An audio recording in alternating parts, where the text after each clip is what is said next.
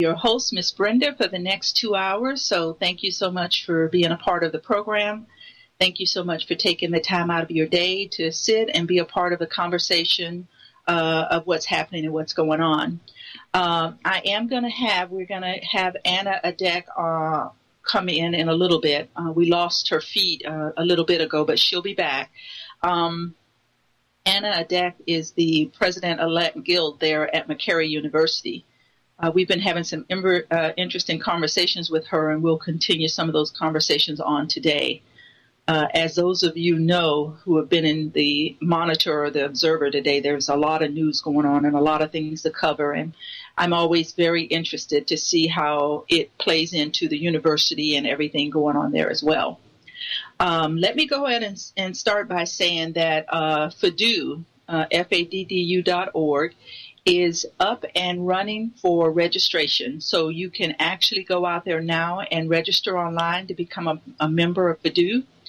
That membership will afford you things later on down the road as we send out emails and updates, and it keeps you on top of the news and information and what's happening, not only with FADU, but Voice of Uganda Radio, since they work in sync together. We are very, very excited about that. When we made the announcement a few weeks back, our programmer was still having to work out a lot of the kinks and a lot of the situations there. Those of you that have anything to do with computers or IT, I think you probably understand more the ins and outs and how much time it takes to get a system like what we're requiring with FADU up and running. So I'm very excited to say that you can go out there now and register at FADU.org for membership.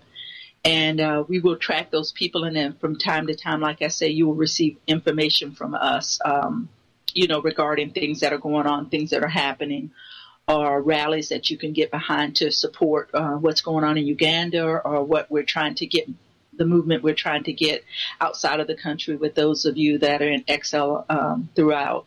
So thank you so much for being a part of Voice of Uganda Radio.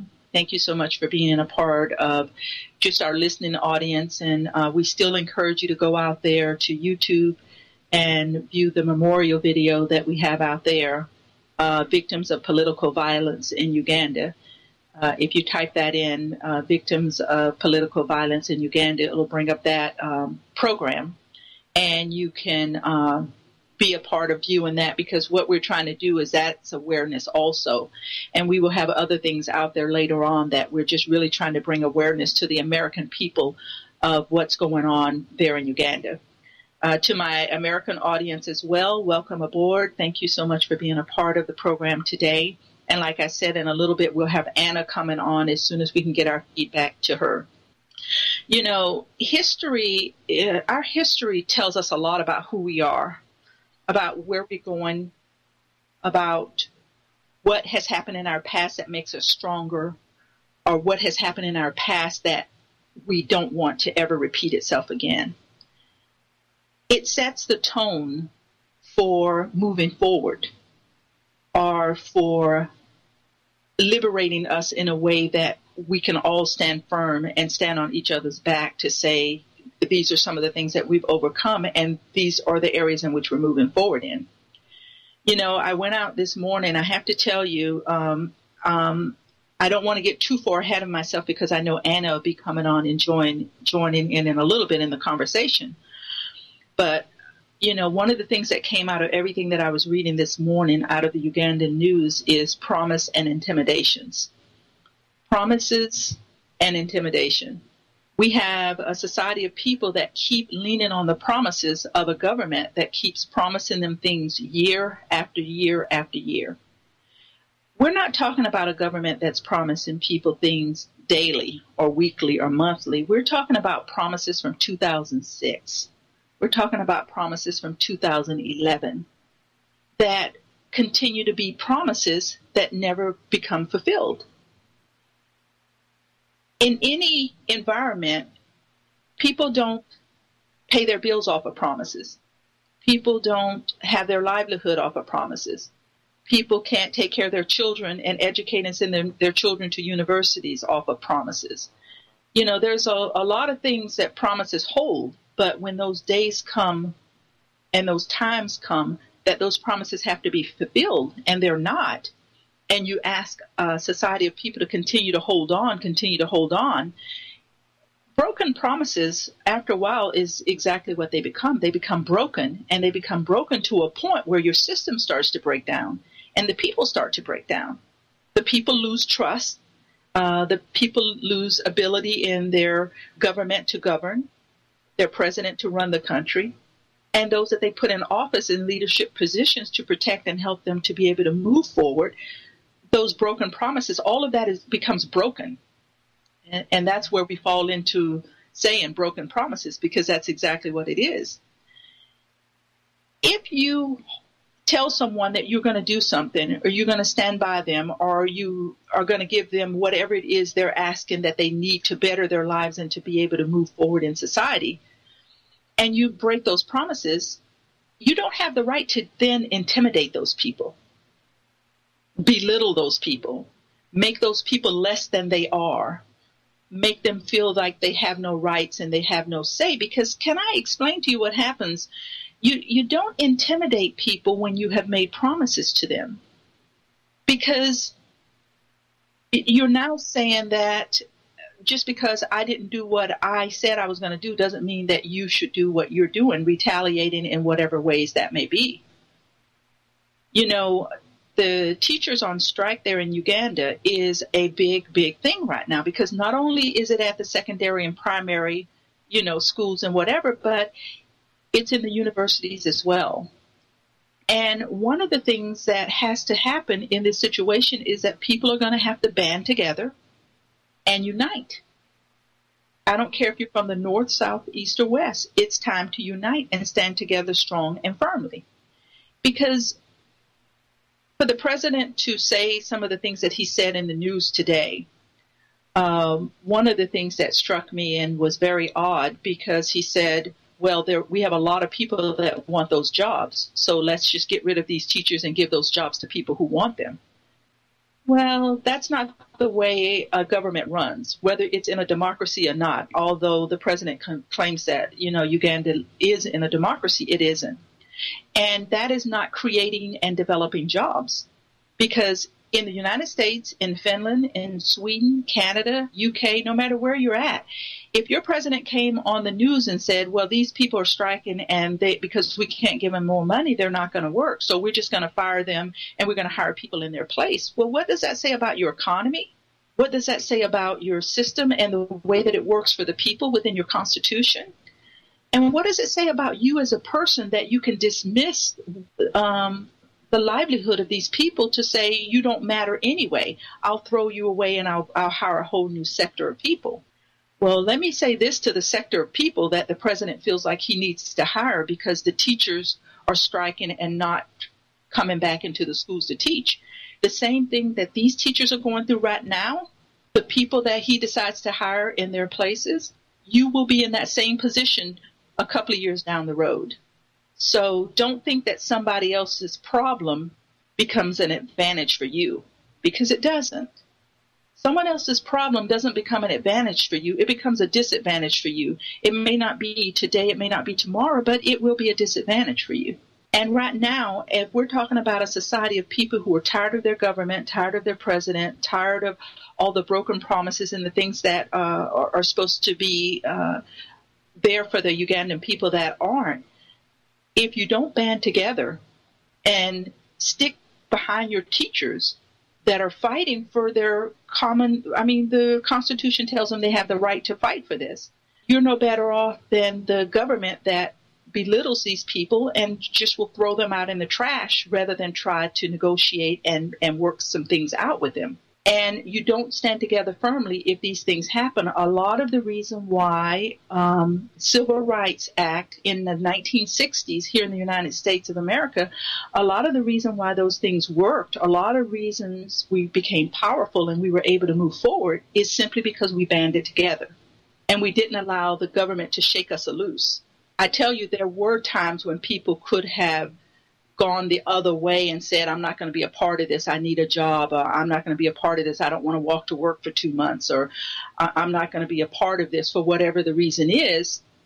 there would have been a breakdown, because then the chain that bind us all together would have been broken, and people would have started going their separate ways and doing what they wanted to do. But there comes a time in life when we have to band together and we have to stick together. And I'm telling my fellow Ugandans, and those of you that are on the outside of Uganda in exile, these people, if you know these people, if you're in contact with these people, if they're part of your Facebook or your emails and they're talking about these things, the one thing we need to be encouraging them to do is to continue to stand firm together, and that no one should apply for those jobs. Because right now they have the president in a position that he does not like to be in. And it's I don't want to say it's pissing him off, but it's pissing him off. Because for once in his life, he doesn't have the control that he needs to have.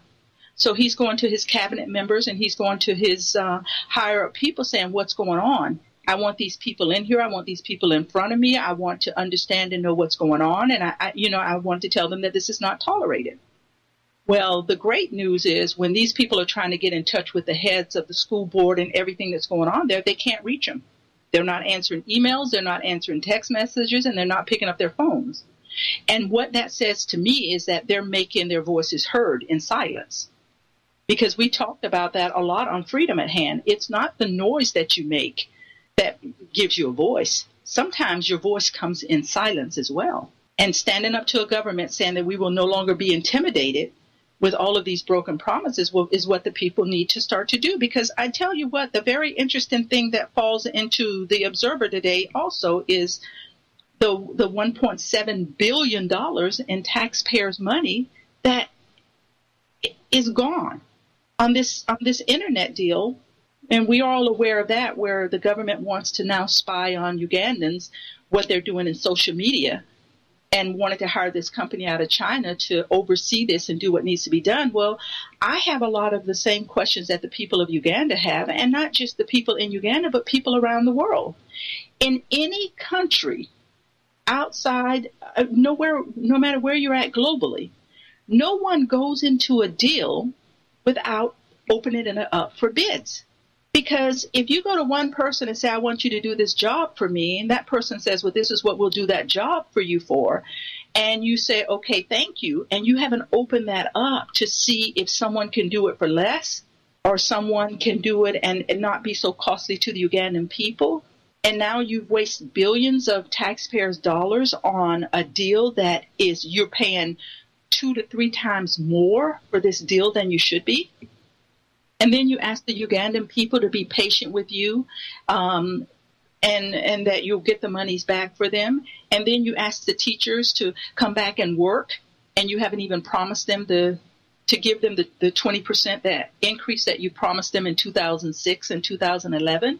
Yet you can lose $107 billion of taxpayers' money on a deal that you have paid way, way too much for.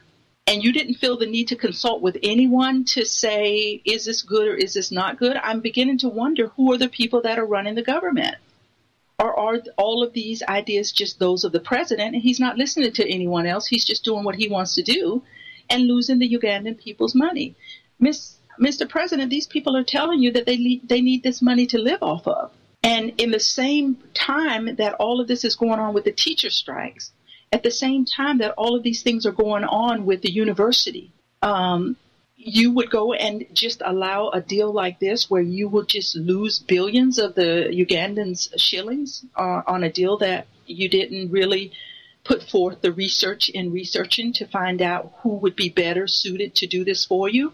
Maybe he's going to countries that he doesn't have to have as much accountability for. Maybe that's why he decided to go to China for this deal. Because maybe an American company or maybe a company in the UK or a company in South Africa would have to have more hands-on and exposure into what was going on, and he didn't want that.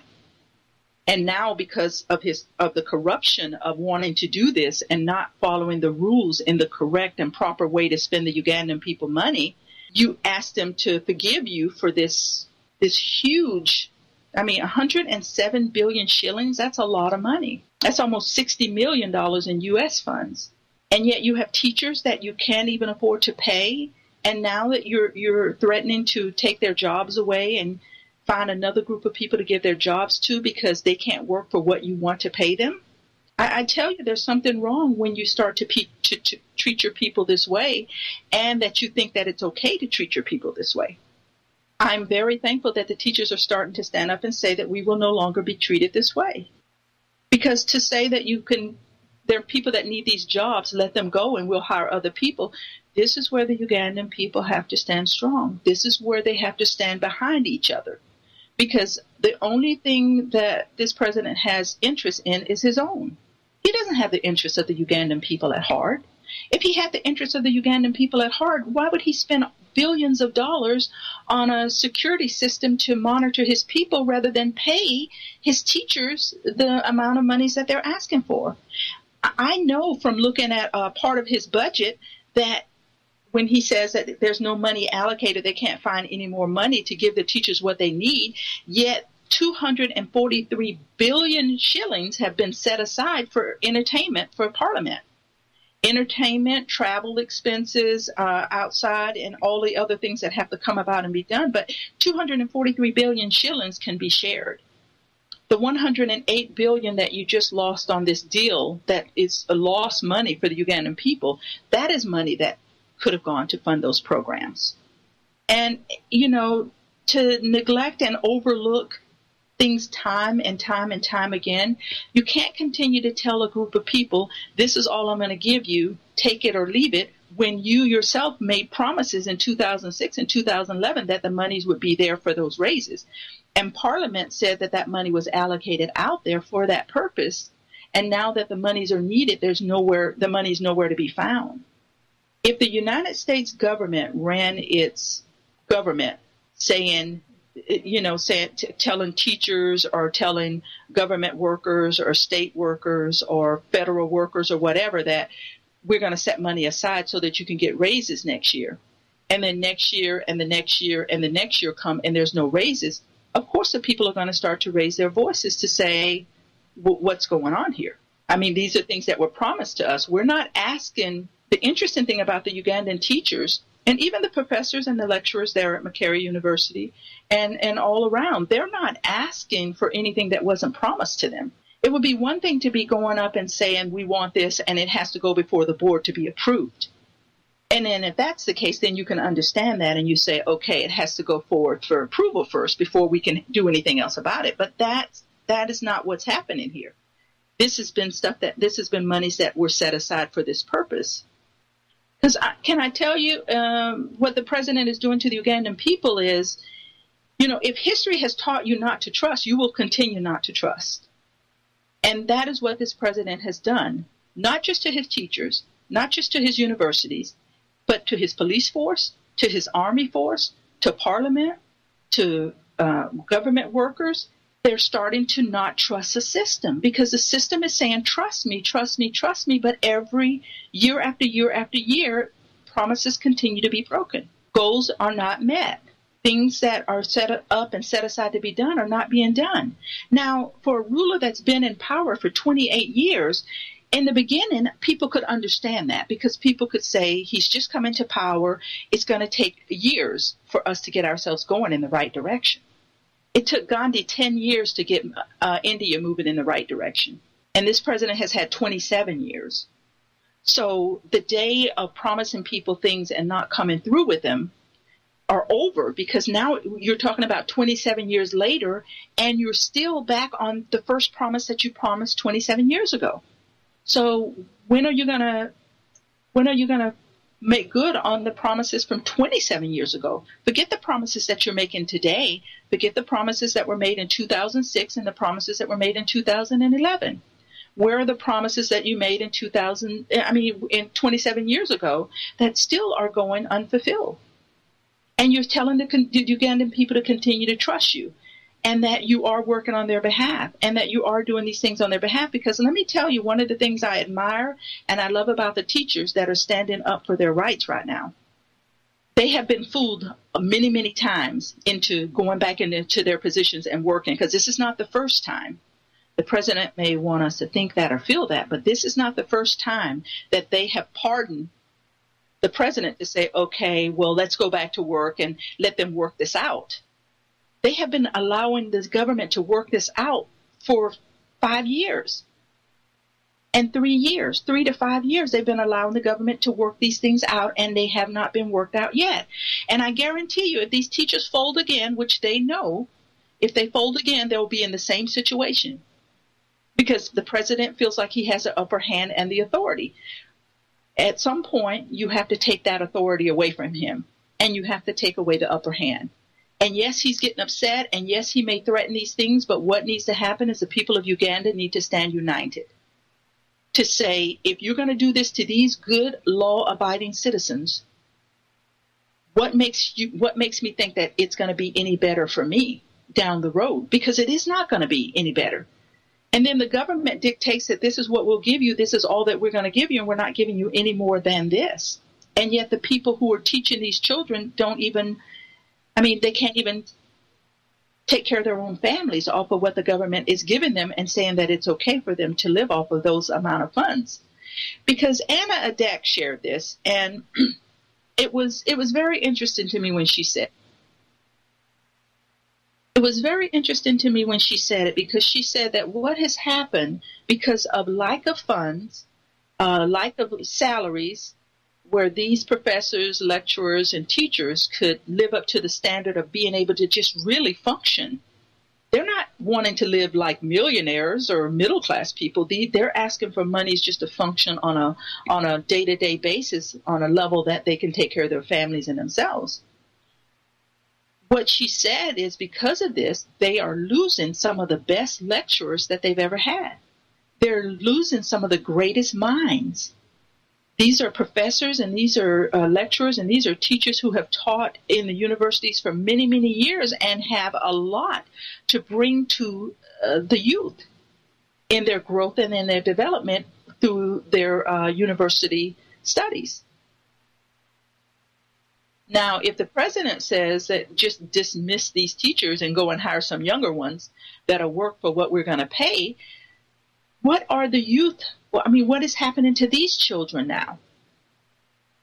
You're not educating your children to the level that they need to be educated to, because you're not giving them the teachers and the lecturers that can get them to the next level in which they need to be. And so you start to stunt the growth of your youth. You start to stunt them in a way in which they can't even, they can't learn and develop in the way that the rest of the country is learning and developing. Now, it's interesting because in some of the schools in the Observer today, they had the school that the students were sitting underneath the tree outside with the teacher studying their lessons. One of the things the government has said is that the reason he doesn't want to give the increases to the teachers, and I love the way that he always makes an excuse for everything that he's not doing. He's never accountable for anything. It's always someone else's fault. The blame is always shifted to his people that work around him or under him, which is very, very unfortunate and very unfair to do to the people that are only there to serve you. And yet in serving you, they also have to take the blame if something doesn't go the way you want it to, because you're never going to take the blame. But for you to say that because of the government schools, the grade and the grade levels are not up to where they need to be because of not having good teachers in the system, well, you know that was wrong to say that. Otherwise, you would not be fighting for those same teachers if they were not good teachers. Another thing you said was that children in the private sector seem to be making better marks and better grade and doing better on the exams than children in the government school and the public sector.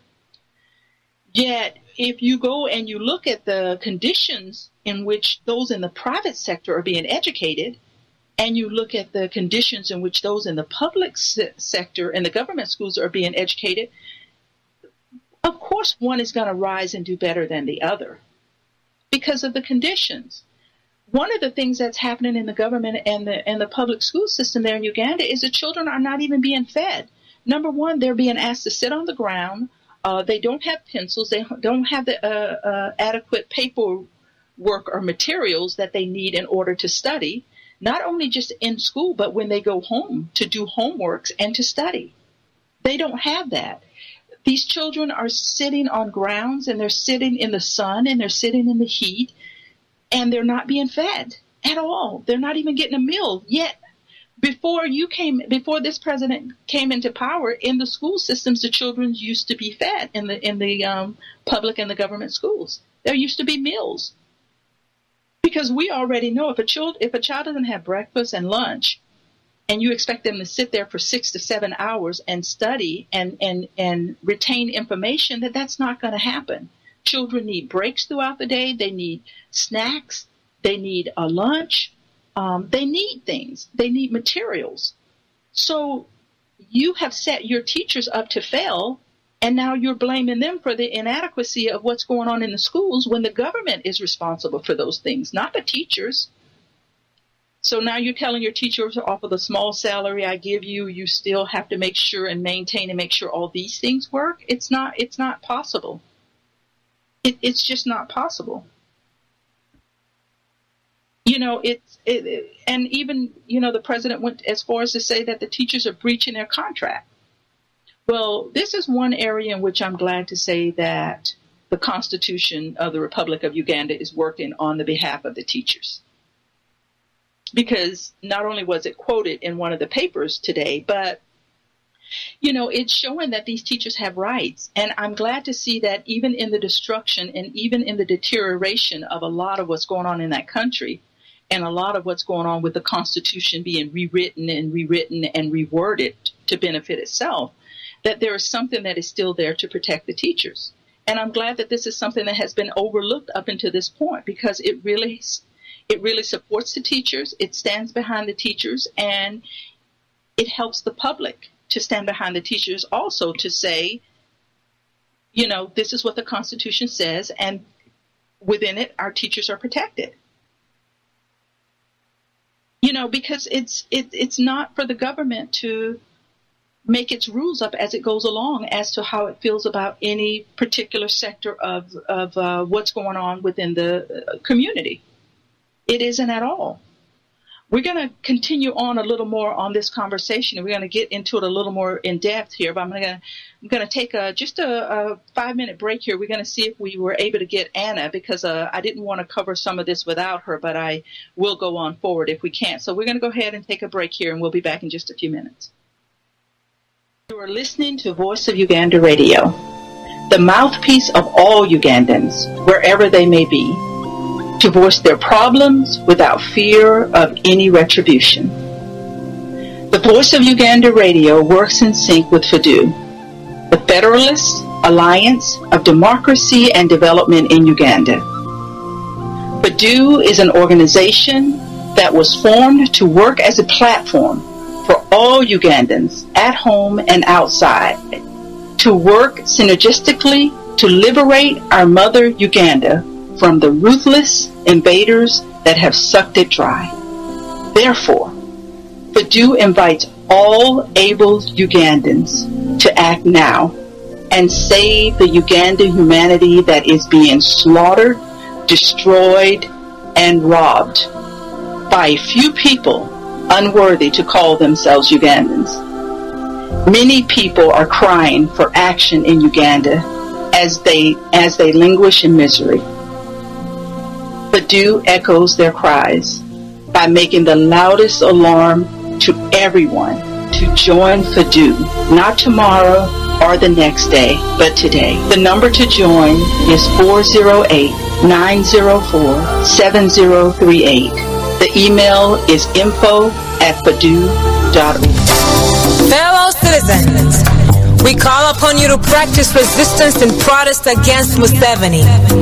We call upon you to oppose strongly the Museveni government, which is responsible for the downfall of Uganda.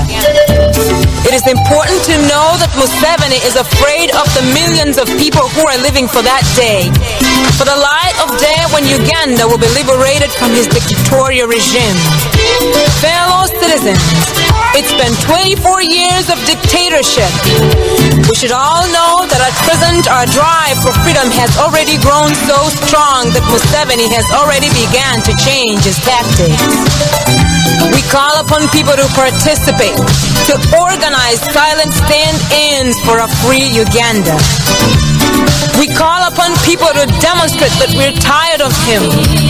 We call upon governments in the United States of America and abroad, people in responsible positions, politicians, only to act in the service of peace, justice, and freedom for Uganda. We call upon people to use all legal and imaginative means and methods in order to ensure peace, justice, and freedom for Uganda. We call upon people from the north and south, from the east and west, and yes, from the central province of Uganda to be loyal to one another. We must preserve our loyalty to human dignity. We call upon people once again not to wait until it is too late to begin thinking about a free Uganda. We call for a new attitude. Arise, fellow citizens, arise. Let us fight for a free Uganda. Museveni must go. You are listening to Voice of Uganda Radio, the mouthpiece of all Ugandans, wherever they may be, to voice their problems without fear of any retribution. The Voice of Uganda Radio works in sync with FDU, the Federalist Alliance of Democracy and Development in Uganda. FDU is an organization that was formed to work as a platform for all Ugandans at home and outside, to work synergistically to liberate our mother Uganda from the ruthless invaders that have sucked it dry. Therefore, FDU invites all able Ugandans to act now and save the Ugandan humanity that is being slaughtered, destroyed, and robbed by a few people unworthy to call themselves Ugandans. Many people are crying for action in Uganda as they languish in misery. FDU echoes their cries by making the loudest alarm to everyone to join FDU, not tomorrow or the next day, but today. The number to join is 408-904-7038. The email is info@fdu.org. We're able to go ahead and get Anna in. So what I'm going to do is I'm going to turn the microphone over to her for a little bit because she's going to talk about some of the things that not is only going on with the teachers right now, but some incidents that's happened there at one of the other universities. And then we'll go ahead and have a discussion on that. Hi, Anna. Are you there? Yes, Brenda, I'm over here. Good, good. Go ahead. I'm going to give you the mic for a few minutes. Oh, okay. Thank you, Brenda. And I would like to say hello to all our listeners out there. Well, it's been a very interesting week. And very surprising events have happened. You know, a couple of times there have always been strikes. It has always been Makerere University. It's been about our tuition issue, about the very unfair policy considering the kinds of income that average Ugandans earn. And this time around, we have better evidence about how failed the government has been when it comes to the education sector. Because let alone the teacher strike that is currently ongoing, Chambogo University, another top government university after our university, had a strike yesterday, and it was about tuition-related issues. They had an introduction of the 60% policy in their university, and it seems to have been met the same way it was met with at Makerere University, because the circumstances are the same. Government university, average Ugandan trying to access the university education, difficulty in meeting tuition payment, and yet there's no loan scheme that is workable right now, and the university is claiming it needs money to run from students because it doesn't have enough remission from government. So it's a similar thing like it happened in Makerere University. But I think what it shows us is that it's bigger evidence about how belittled the education sector has been. I'll take you back to the teachers' strike. And just now, Parliament, news is coming from Parliament that the committee has decided that they have failed to get money to give teachers. Now, this is a very, very unfortunate outcome from a committee of Parliament. But once again, it's what we expected. When you find NRM caucus meeting to discuss the issue of teachers and agree they agree amongst themselves to support their president's idea and alleges that there is no money, and yet we see the money there, then they come to Parliament, and as usual, they betray us. They've done that in the past, they're still doing it, and they're going strong on it.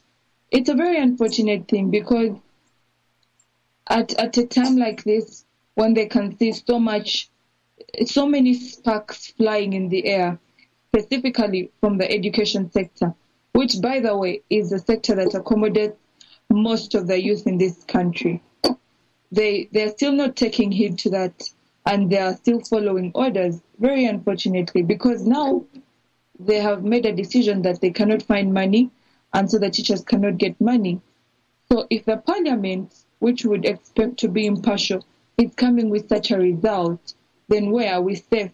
I mean, the judiciary is corrupted, there are judges who are government cadres, the executive is rotten in itself, and now the only surviving arm of government, which we would trust, has once again proved us wrong on that. It's a very, very painful thing once again.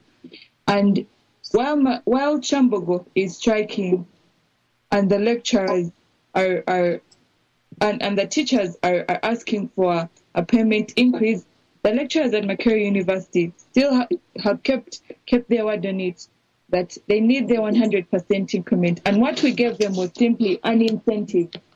And an incentive which does not mean the increment of the salary that they had earlier requested. So the demand is still ongoing. They've just postponed it. So now we are sitting on a time-ticking bomb, like I've always said. Because one of the things I was sharing with some of the listeners before you called in about how you guys are losing some of the greater professors and lecturers because they just can't make a living off of what the universities are paying.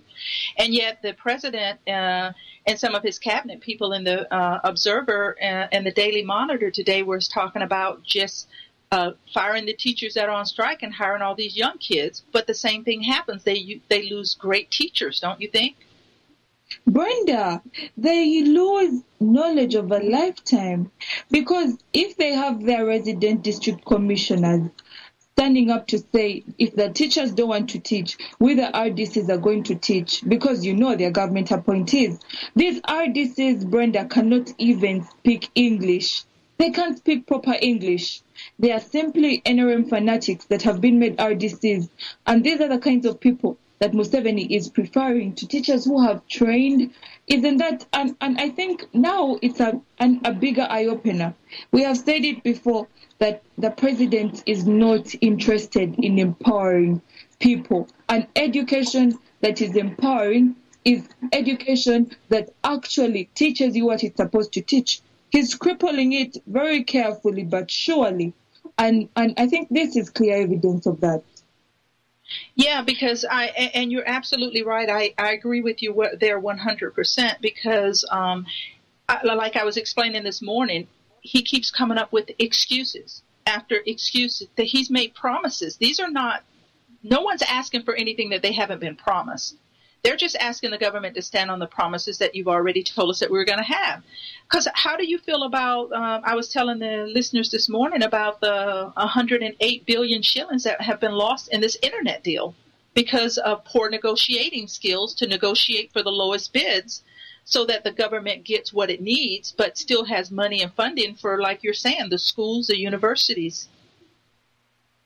Well, for starters, I wouldn't want to think that money was lost. You see, with how sinister government is, it can actually be orchestrated that it happens that way. That they intentionally they intentionally take a poor deal where they can personally benefit after an understanding between them and the person they're dealing with. Because honestly, this is not, it's a rocket science. You can clearly see, and government is equipped. They have people who can actually negotiate and understand these things. They're just choosing that path because they want to personally reap benefit. But you see, while money is being lost in all these channels, teachers are not asking for even 30%, just 20%. You see, Brenda, a bag of charcoal in this country right now is about 100,000. A teacher who is getting a salary of 200,000 has to take her child to school. And not one child, by the way, a number of them.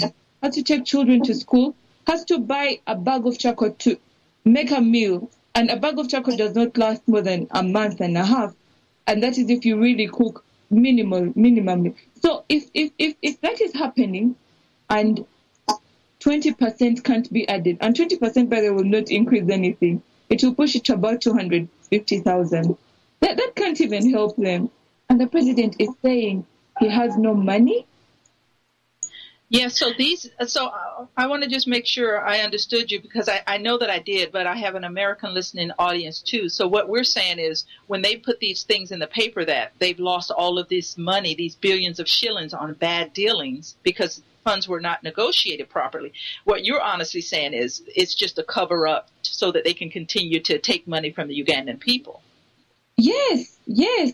And people that have worked closely with government will tell you that this is how they have been doing it since time immemorial. And they're making it now a culture that if you want to personally benefit, you make sure that being in a public office, you strike a very, very dubious deal, one that is just, it's work. It can't make sense. You strike such a deal and you keep a percentage of the money that is sent to yourself. It's an understanding, and that is how they've been robbing this country, and they're still doing it. Yeah, well, I think the teachers standing on strike and standing firm for what they believe in right now is really standing together and uniting the country. How do you feel that, when the government says we'll just sweep them away and we'll hire young people, do you think the people in Uganda are willing to stand strong and firm behind these teachers and not accept those positions if they're offered to them? Oh, definitely. I will refer to the allegory. The spirit is willing, but the flesh is weak. You see, what Museveni has done now is impoverish every single Ugandan out there. Unless you are serving in his government, and of which even the people serving with him are very aggrieved. He has intentionally made people poor because it's a mechanism of control. But when you're poor, you are only looking at one person as, the person who gives. So you're sitting under his table and picking up crumbs. So it happened in such a way that when border cyclists have a problem, those are motorbike cyclists, when they have a problem, they're running to the president. When teachers have a problem, they're thinking of meeting the president first. When students have problems with tuition, they're thinking of the president first. You see, centering everything on one person, that kind of patronage, that you're the only person who can give. And moreover, he is giving what we are entitled to. He's not doing us a favor. Yeah, because you understand in any government, the way that governments work is there are entities set aside that you deal with those people. You don't just deal with the president. So there's something wrong with that system already when people feel like the only place they can go is the president. Yeah, this is why institutions exist, because it is very wrong to center power in one person. But now you see, you asked me about the youth. Yes, I know so many youth that are ready to back the teachers on this one. We personally, as a Students Guild, have written to UNATO and shared with them because we are equally stakeholders. We are all in the education sector, and we think that we're not getting the priority we deserve. But the young people there will be young people that will take up these jobs because they are moving from an income of 0 to 200,000. So it's a peanut they're giving them.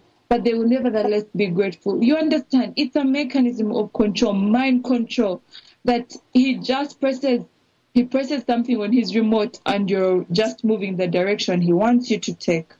However, even these young people that he wants to bring in are not as rich in experience as the teachers he wants to throw out.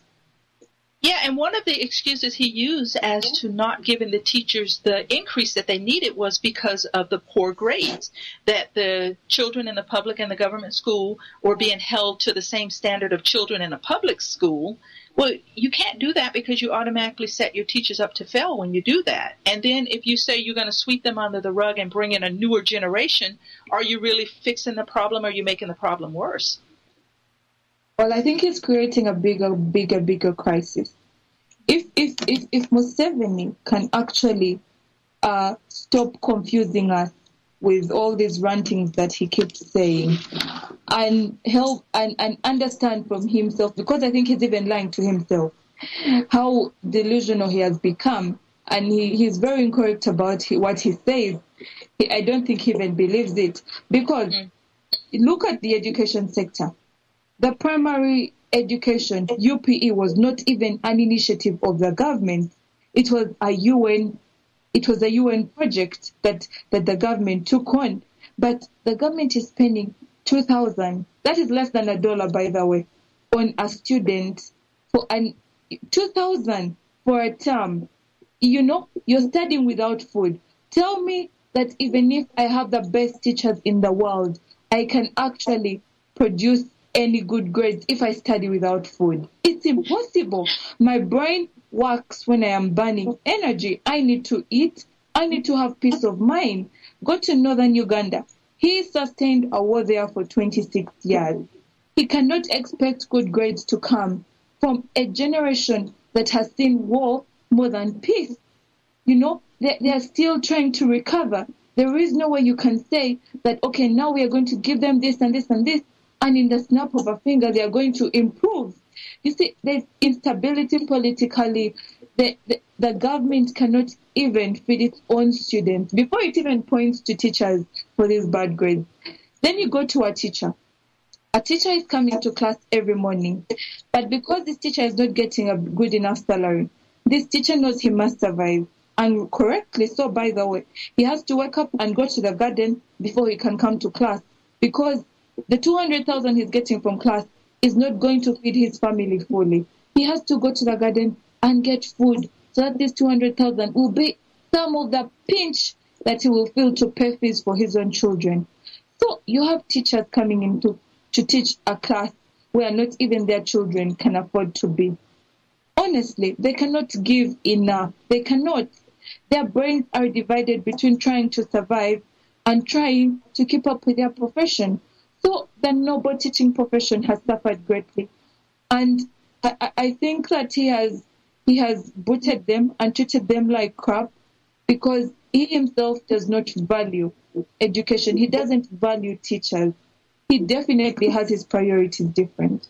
Yeah, because I think one of the things that he doesn't understand is literacy will destroy a country. And it won't destroy it today or tomorrow, but over time it will start to destroy that country, because the very people that you need to continue the country moving forward are the ones that are in school right now trying to continue their education to move forward. Maybe he thinks that everybody's going to end up joining the military and fighting for him anyway, so there's no need in educating them. Oh, well, he must probably be orchestrating that, because by the time he's getting teachers and teaching them gun skills, then he definitely thinks about that. Brenda, if you think about it, 26 years in power, and one of the most remarkable achievements the NRM government will talk about is establishing peace and security. Yes, we'll give them points on that one. Peace and security, which we have paid dearly for. But if you're saying you have peace and security in a country, why do you need to teach gun skills as an essential? Is that more important? Is it more important to take people through what you would refer to as a patriotism class and teach them how to hold guns and shoot, more important than giving them an education that can actually help them help their own country? I don't. Well, And not only that, but, the interesting thing, too, is that he's going to the very schools that he claims he's trying to protect, and he's taking the teachers and everything out of that. We have a caller on, so I'm going to go ahead and take this caller, and then we'll come back to our conversation. Caller, are you there? Good morning, Miss Brenda. Dorothy, how are you? I'm fine. How are you? Good morning, Miss Anna. Hello. It's not morning in Uganda, though. What time is it? Good afternoon. No, it's actually evening. It's coming to 6. Yeah. So, Miss Brenda, I didn't mean to interrupt. I can stay on the line because you ladies, you are doing a fabulous job. I can come in later so that I let you finish up. Oh, okay. That'll be fine then. I was just asking Anna about, because we were talking about him wanting to keep peace in the country, but yet the very system of education that he says he supports and wants to see it move forward, he's going into that very system to take teachers out and pupils out to train them for the war. Imagine. Go ahead, Anna. Imagine that. It won't be surprising because this same gentleman has known what it means to have child soldiers. But once again, our children in a peaceful environment should be protected from interfacing with such things. If teaching me gun skills is more basic than teaching me how to till the earth to earn a living, then honestly, I think we are tending toward. He could be planning something big and thinking child soldiers will be what he will use. But you see, these people that he's training are the same people that he's going to be using in the next election to terrorize people. Uganda has had a history of illegal groups that have an origin from the state that carry out their activities and terrorize people beyond what is imaginable. They torture, the Kiboko squad. They abuse you, and yet they have the protection of police. And I think that he is getting more and more people for this. Because if you have people demonstrating, and then out of nowhere, people who can't identify themselves as policemen come with sticks and they're caning people because they're demonstrating, and yet the police cannot arrest them, then you ask yourself, is it legal to have an unclear group actually do what the police should be doing? And the police is not even supposed to beat people like that, yet they have the state protection. So I trust that this is exactly what he's preparing them for. Well, one of the things that we said here in the U.S. and some of the other countries abroad, that you cannot give that much power to a police force or army force with some type of security that they have to, or some type of, they have to answer to a higher person. The cops and the police and the army in Uganda, they don't answer to anyone. They just basically go through their day doing whatever they want to do, harming the Ugandan people, but there's no accountability. There's no accountability at all. They're very unprofessional, extremely unprofessional, because a professional police force treasures very much, and an army is there. It's non-partisan. It's supposed to serve the people of the country. It is supposed to be knowledgeable about human rights and all these kinds of things. But if you have the army coming into election processes, it is you have army officials coming to vote, ghost voting, by the way, because I know of a polling station where people from a barracks, army officers came and voted over 10 times each. But if you use the army like this, then they're definitely going to be on their own without anyone to answer to. And this is the result of breaking all these institutions. He has broken institutions that it is now just about him. It's no longer about protocol. It's no longer about who should do what. It's not about this is where you stop. Anyone can do anything. It's a very unfortunate thing. Yes, it is. I agree with you wholeheartedly there. Dorothy, did you want to come in? Did you have something to say?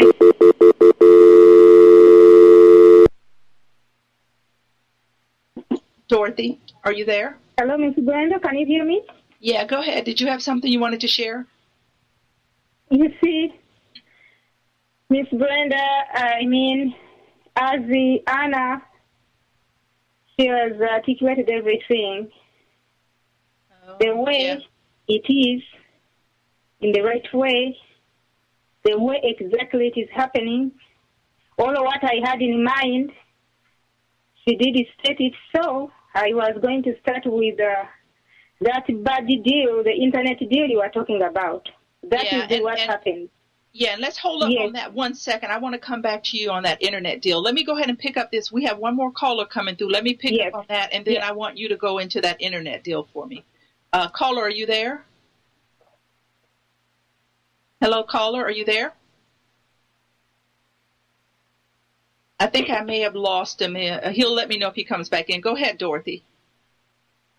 Miss Brenda, that internet deal has become a culture, as Anna said, because that's what happens every day. I'm very sure it is true. It is not a mistake. It can't be. No, it can't be a mistake. Our caller's too smart. He is, too smart for that. Now, let me go ahead and take this real quick, Dorothy, and we're going to come right back to you. Yes. Go ahead, caller. Are you there? Yes. Thank you so much for your program. We really do appreciate.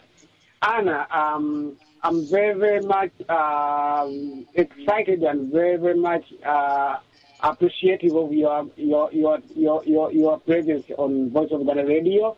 I sincerely believe we need more of you, Anna. I don't know if you can hear me, but we need more of you to come and liberate our country. We sincerely appreciate your candor, your truthful, and your determination to make sure that our nation is headed in the right direction.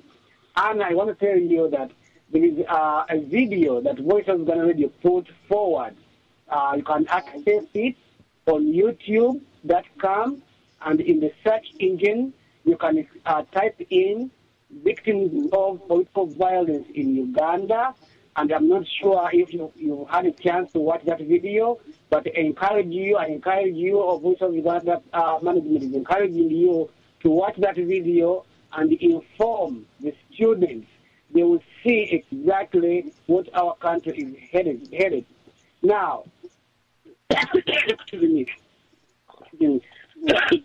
me. What I wanted to address today is that our country is gripped by selfish, ruthless people because today, in one of the newspapers, new articles published, the Justice Minister, Hsnd Otasiri, he has plainly put it forward for anyone who had any doubt in their mind that this government is here for life.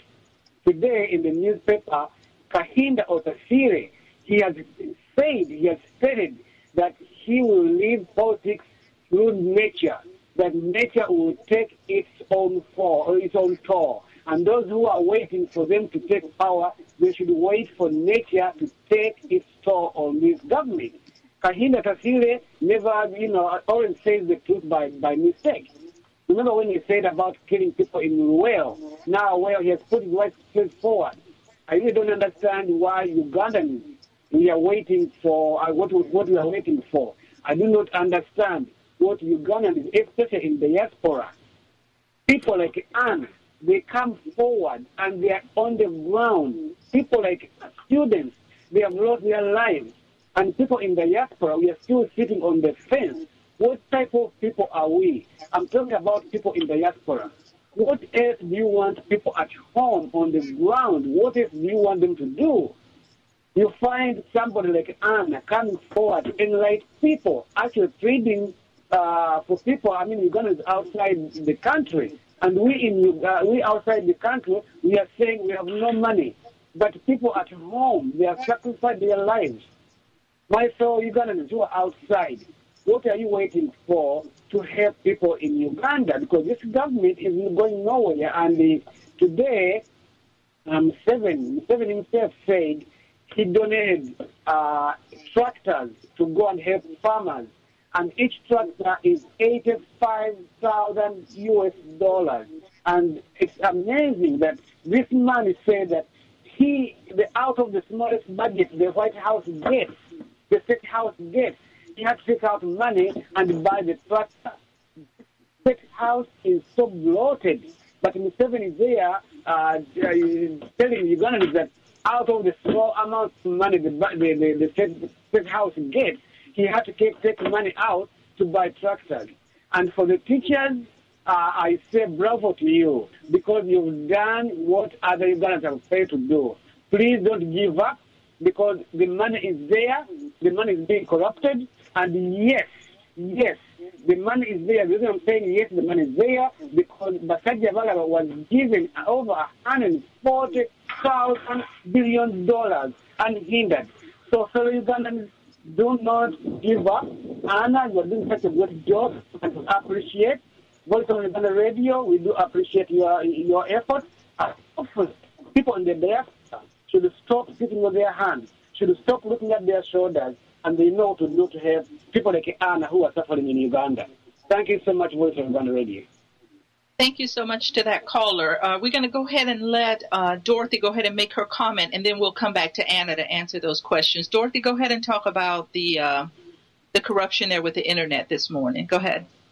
You see, Miss Brenda, the previous caller just went into my head, straight in my head, because that was the point I was going to make, okay? This internet deal, it can't be a mistake, okay? Because we know that's what happens in Uganda. Miss Anna, how many ghost teachers are paid?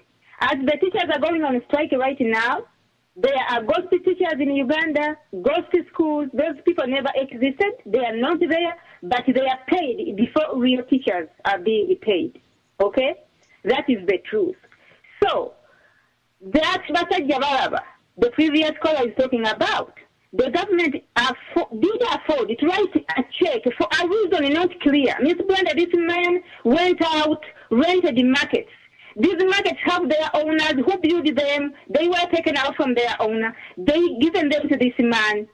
So when people insisted they want their markets back, the government just decided they had to reimburse this man for no clear reason. 240 billion shillings, one check, no approval from anybody. It was written. But where was that money going? You need to know it wasn't even, if Basajja Balaba took some, he did. But that money, those are the channels Ms. Anna is talking about. Okay? We have ghost schools, ghost teachers, we have ghost soldiers, everything. That's the way Ugandan money is spent. Okay? So that internet deal, there is no way it is a mistake. I just wanted to confirm that point. My next question is, you see, when you talk about if these younger teachers, they can take these jobs, obviously, Anna did explain that very well. Why? Ugandans are made poor. Then the Ugandans who had their own business, Miss Brenda, Anna will weigh in on this one. It was fire after fire, business after business. Okay? Market after market, not once, not twice. These businesses were put on fire. Those who work as civil servants, they made sure they don't get no jobs. If you don't support NRM, you don't. Then these other jobs were taken like people from outside. We have a lot of people from Sudan. We have a lot of people from Kenya. We have a lot of people from China. Who are criminals. They come to Uganda, they can even manage to get loans and they start their own business, which privileged Ugandans don't have. So after making Ugandans so poor, when people go to strike like that, yes, ladies, that is the control. That is the control. When he stands up there and he says he will not give you a raise, he will not. Because he obviously knows that people are starving for these jobs. That is true. But my fellow teachers, good teachers, please don't give up. When we talk about unity, this is what we're talking about. For those of you who are thinking that you get lucky, you're going to come and take up these jobs, please don't. Let me give you a story. I don't know if Anna has seen this video, maybe not. There are some hospitals in Uganda. These hospitals have been running without water. no medicine, no water. The patients, somehow they use the toilets. We are having maggots moving all over, in the hospital. People are terrified.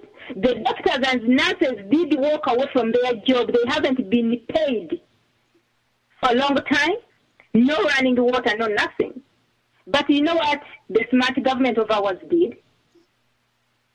First of all, the patients get so tired of this deal. They get outside to strike, they bring tear gas. Now, the money for tear gas monies, they're always available. So what they decided was to hire new nurses and doctors. I'm just confirming Anna's point here. And the old one went without pay. For how long did they work? They were not paid. They couldn't handle anymore. They left. So these new nurses and doctors, they were paid right away. But do you think how long is that going to hold? So please, let us be united. If we're talking about unity, these are the very, very, very things we are talking about. Okay? Yes. We need to stand up and stand up for all. Yeah, most definitely. I agree 100%. Anna, go ahead and comment on the caller we just had and what Dorothy was just sharing. Wow, Brenda, it's remarkable to know that people can actually see this, because it's so underhanded. It's very, very bad. It is extreme for you to cheat from your own people. And, it's public theft, but, it's with such impunity that they cannot stop. If they have so many deals, the Basaja Balawa deal is just one of the many. But you ask yourself, even these disasters that happen in the country, where they intentionally do them so that they can keep people poor. You see, an average Ugandan in Owino market is trying so hard. He's aching a living, because waking up every morning to sell clothes, looking for the places to get those clothes from, is a very hard thing. And for that market to just go up in flames, and no one is telling us how and why, and yet it was the land its own was a subject of contention, is really questionable. And I wouldn't shy away from the idea that government is actually behind some of these tragedies that it creates, and it does so intentionally. It's a very bad thing. It's too inhuman, because you would expect that human selfishness and greed does have a limit. But if you're willing to take everything from someone, it's a very unfortunate thing. But I'll comment about the hospital that she talked about. A couple of weeks ago, I went to my home district in the northeastern part of Uganda, and I happened to pass by a place called Atuturu.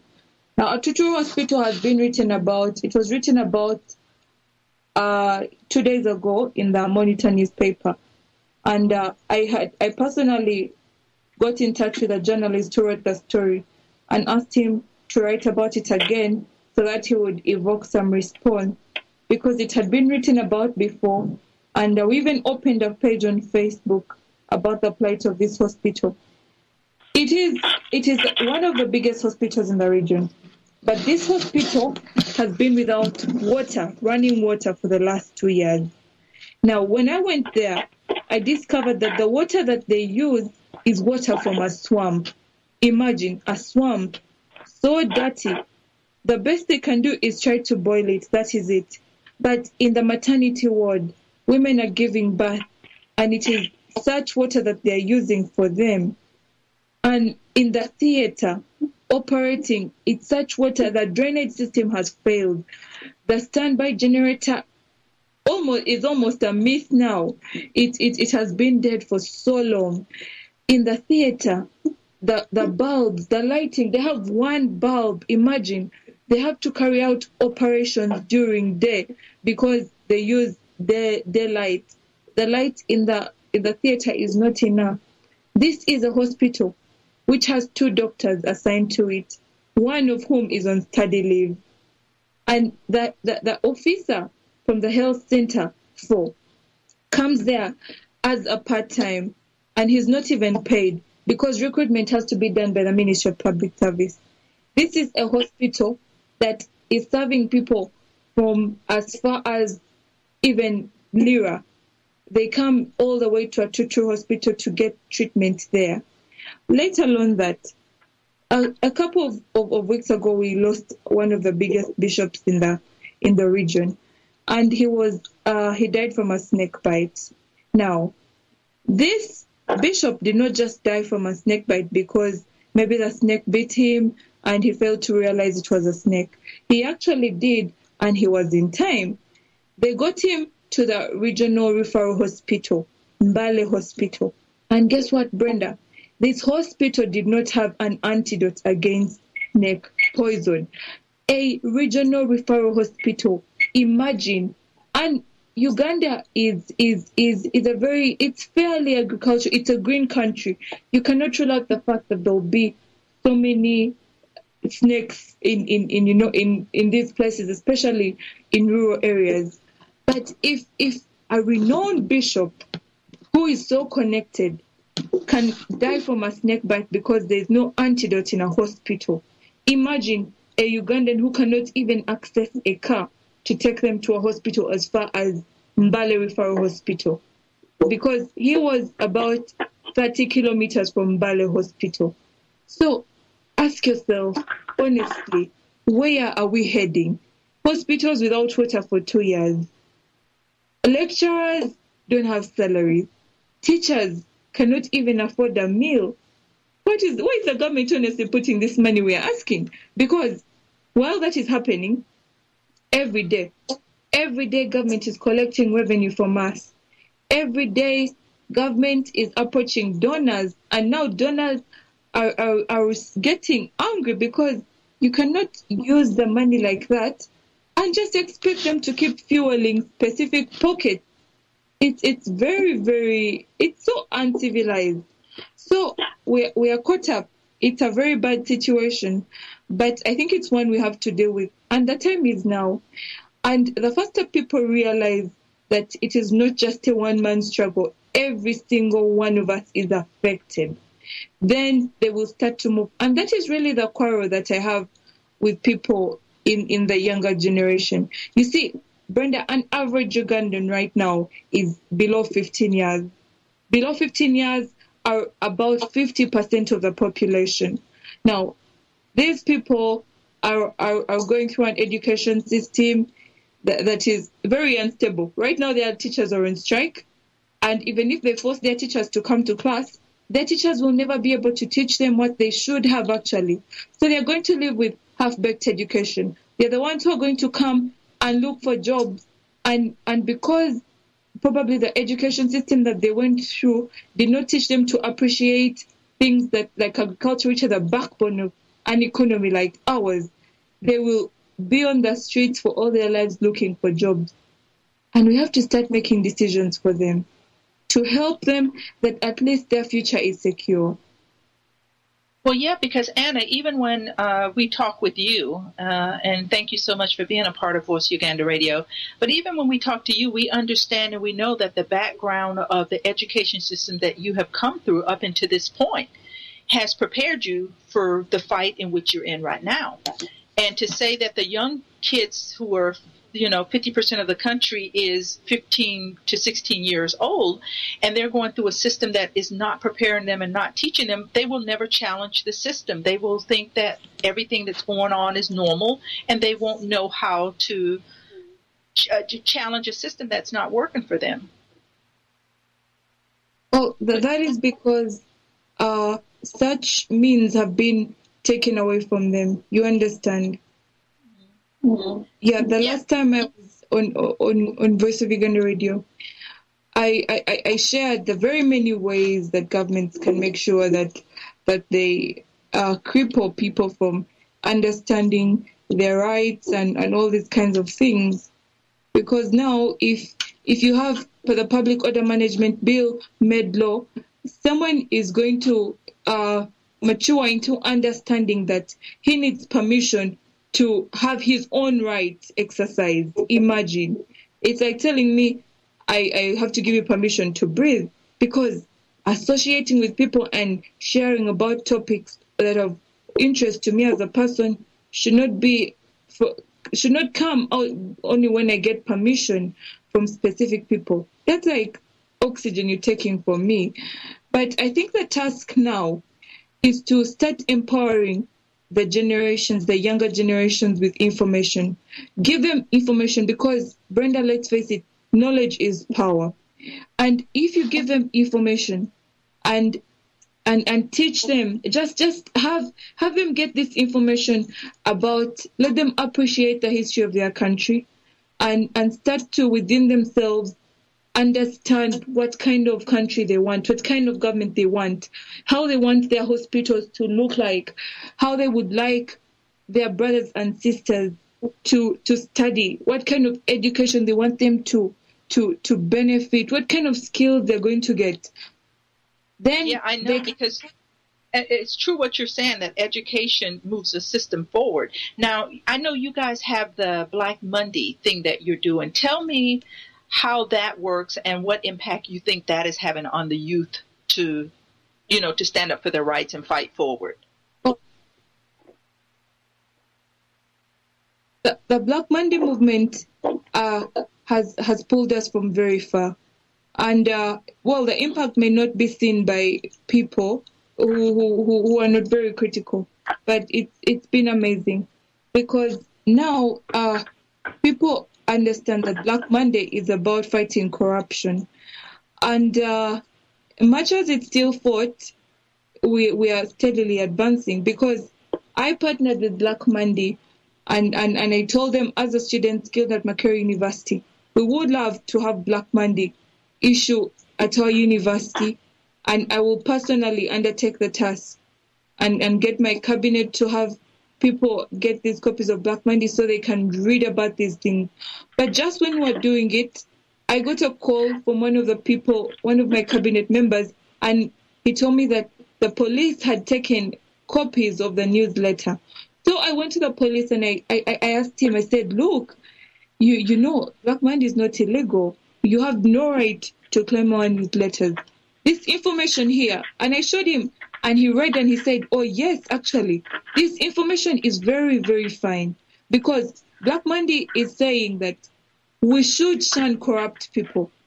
We as Ugandans must fight corrupt people, because it is not just the practice that is wrong. We have to single out these individuals who are hiding behind cloaks in government. That is how we can start to fight it. So he said, yes, this information is fine. It's perfect, because as a policeman, I understand and I see these things happen.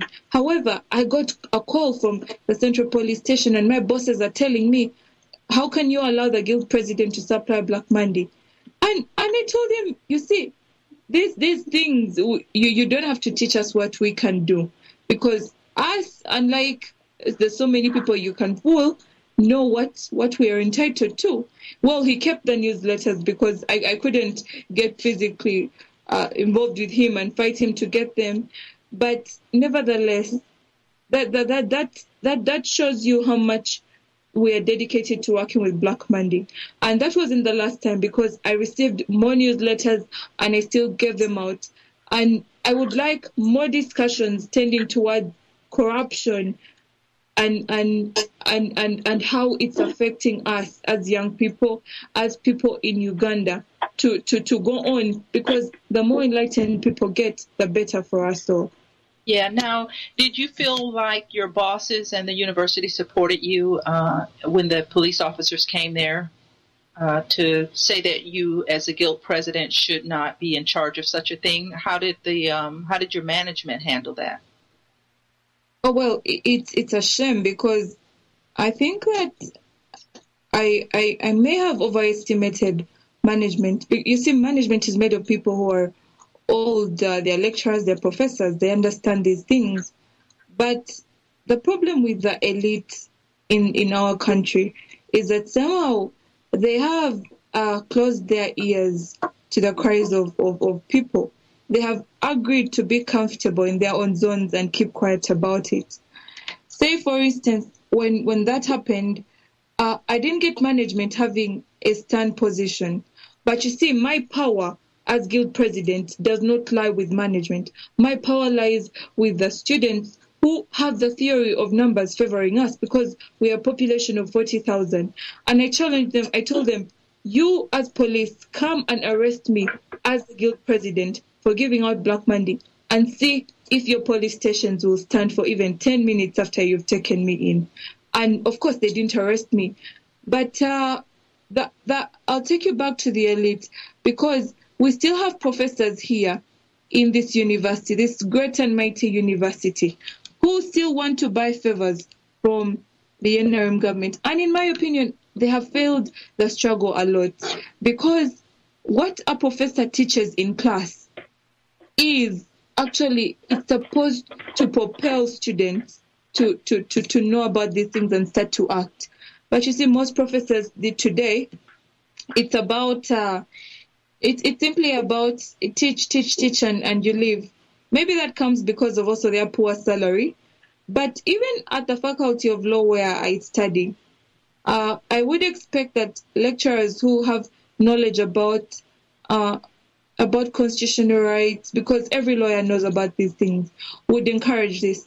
But there are a handful of lecturers who actually walk into a class and have a discussion about things maybe like the kinds of laws that we have, the draconian laws that are being passed, the lame parliament that we have, the need for separation of powers to actually be effected.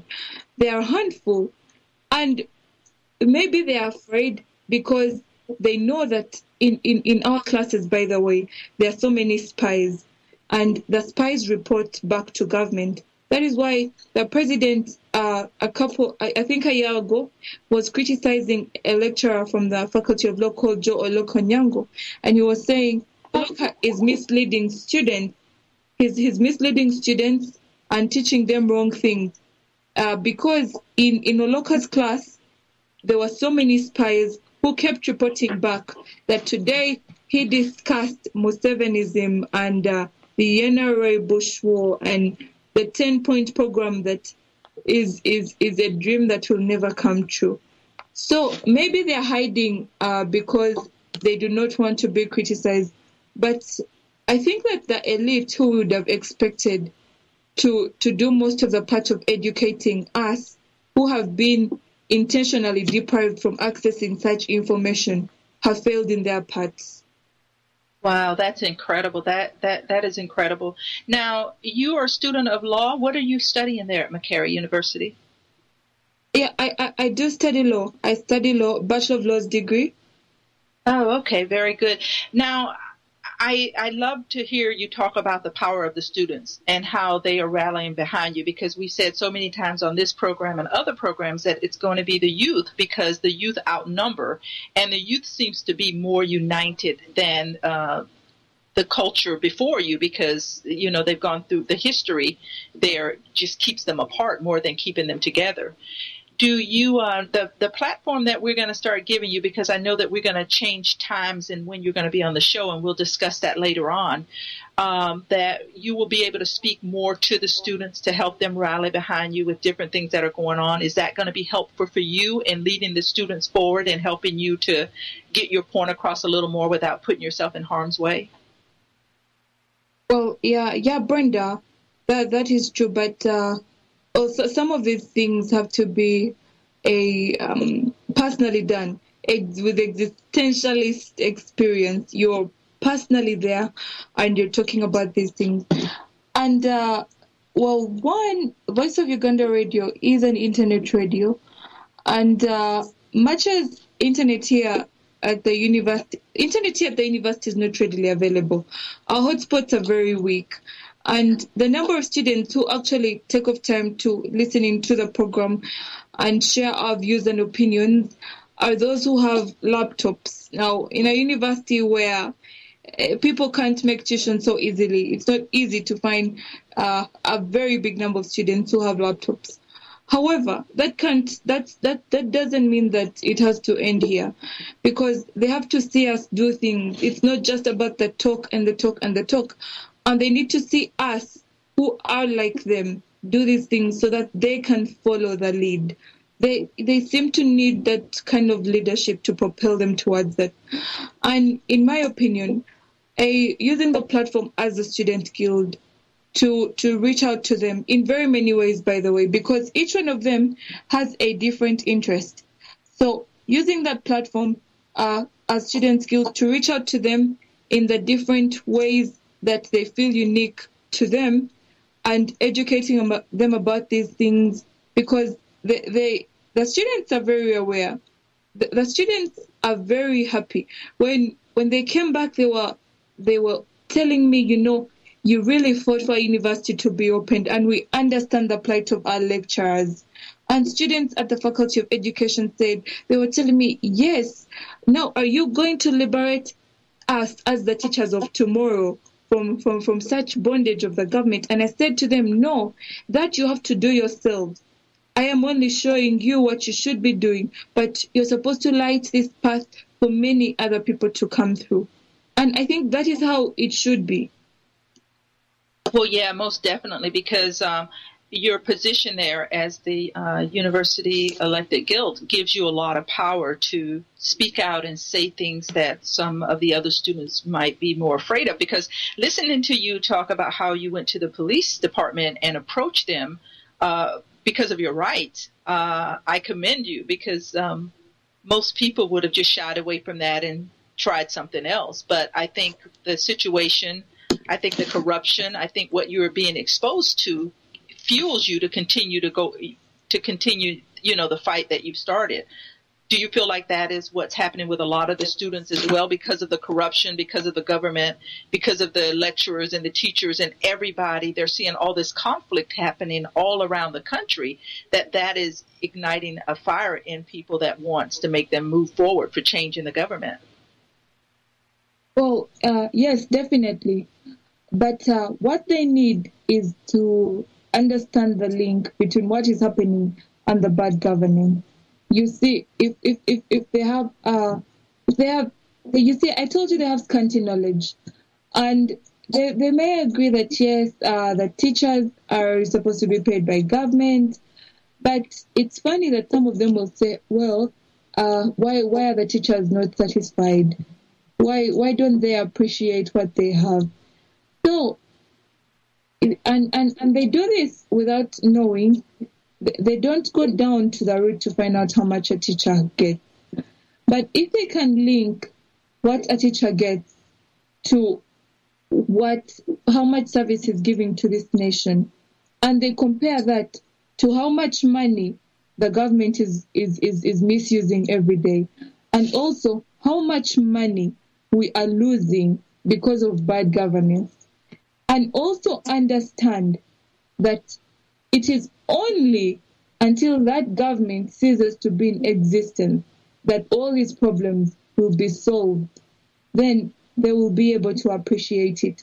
To learn to link corruption to the bad education sector. You see, if we say have a dialogue on corruption, which I'm trying to plan, I hope I'll be successful.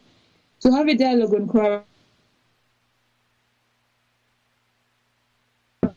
you're complaining that you do not have tuition because there is no money. And for the last 5 years, we pushed for a student loan scheme. And the government has said there's no money. Even now that it's allegedly coming, they're only giving it for science students. And yet, the government has not been supportive of science students from the grassroots. Therefore, there are very few science students. Therefore, few students will benefit from it. And the people who will still be aching to pay tuition are the people who are in the humanity, arts-based courses. Help them understand that the reason you have failed to get a loan scheme that will sort out all your tuition problems is because government has channeled money to purchase tear gas. Government is channeling money to bribe members of parliament to remove an age limit. Government is channeling money in the youth fund, which is going to be squandered by people in whose hands it falls. government is misusing money by paying ghost soldiers. We are losing the money that would be able to provide for this loan scheme through scandals like the OPM circus, where people like, the circus scandals where ministers go to a microfinance unit, the accountants to put for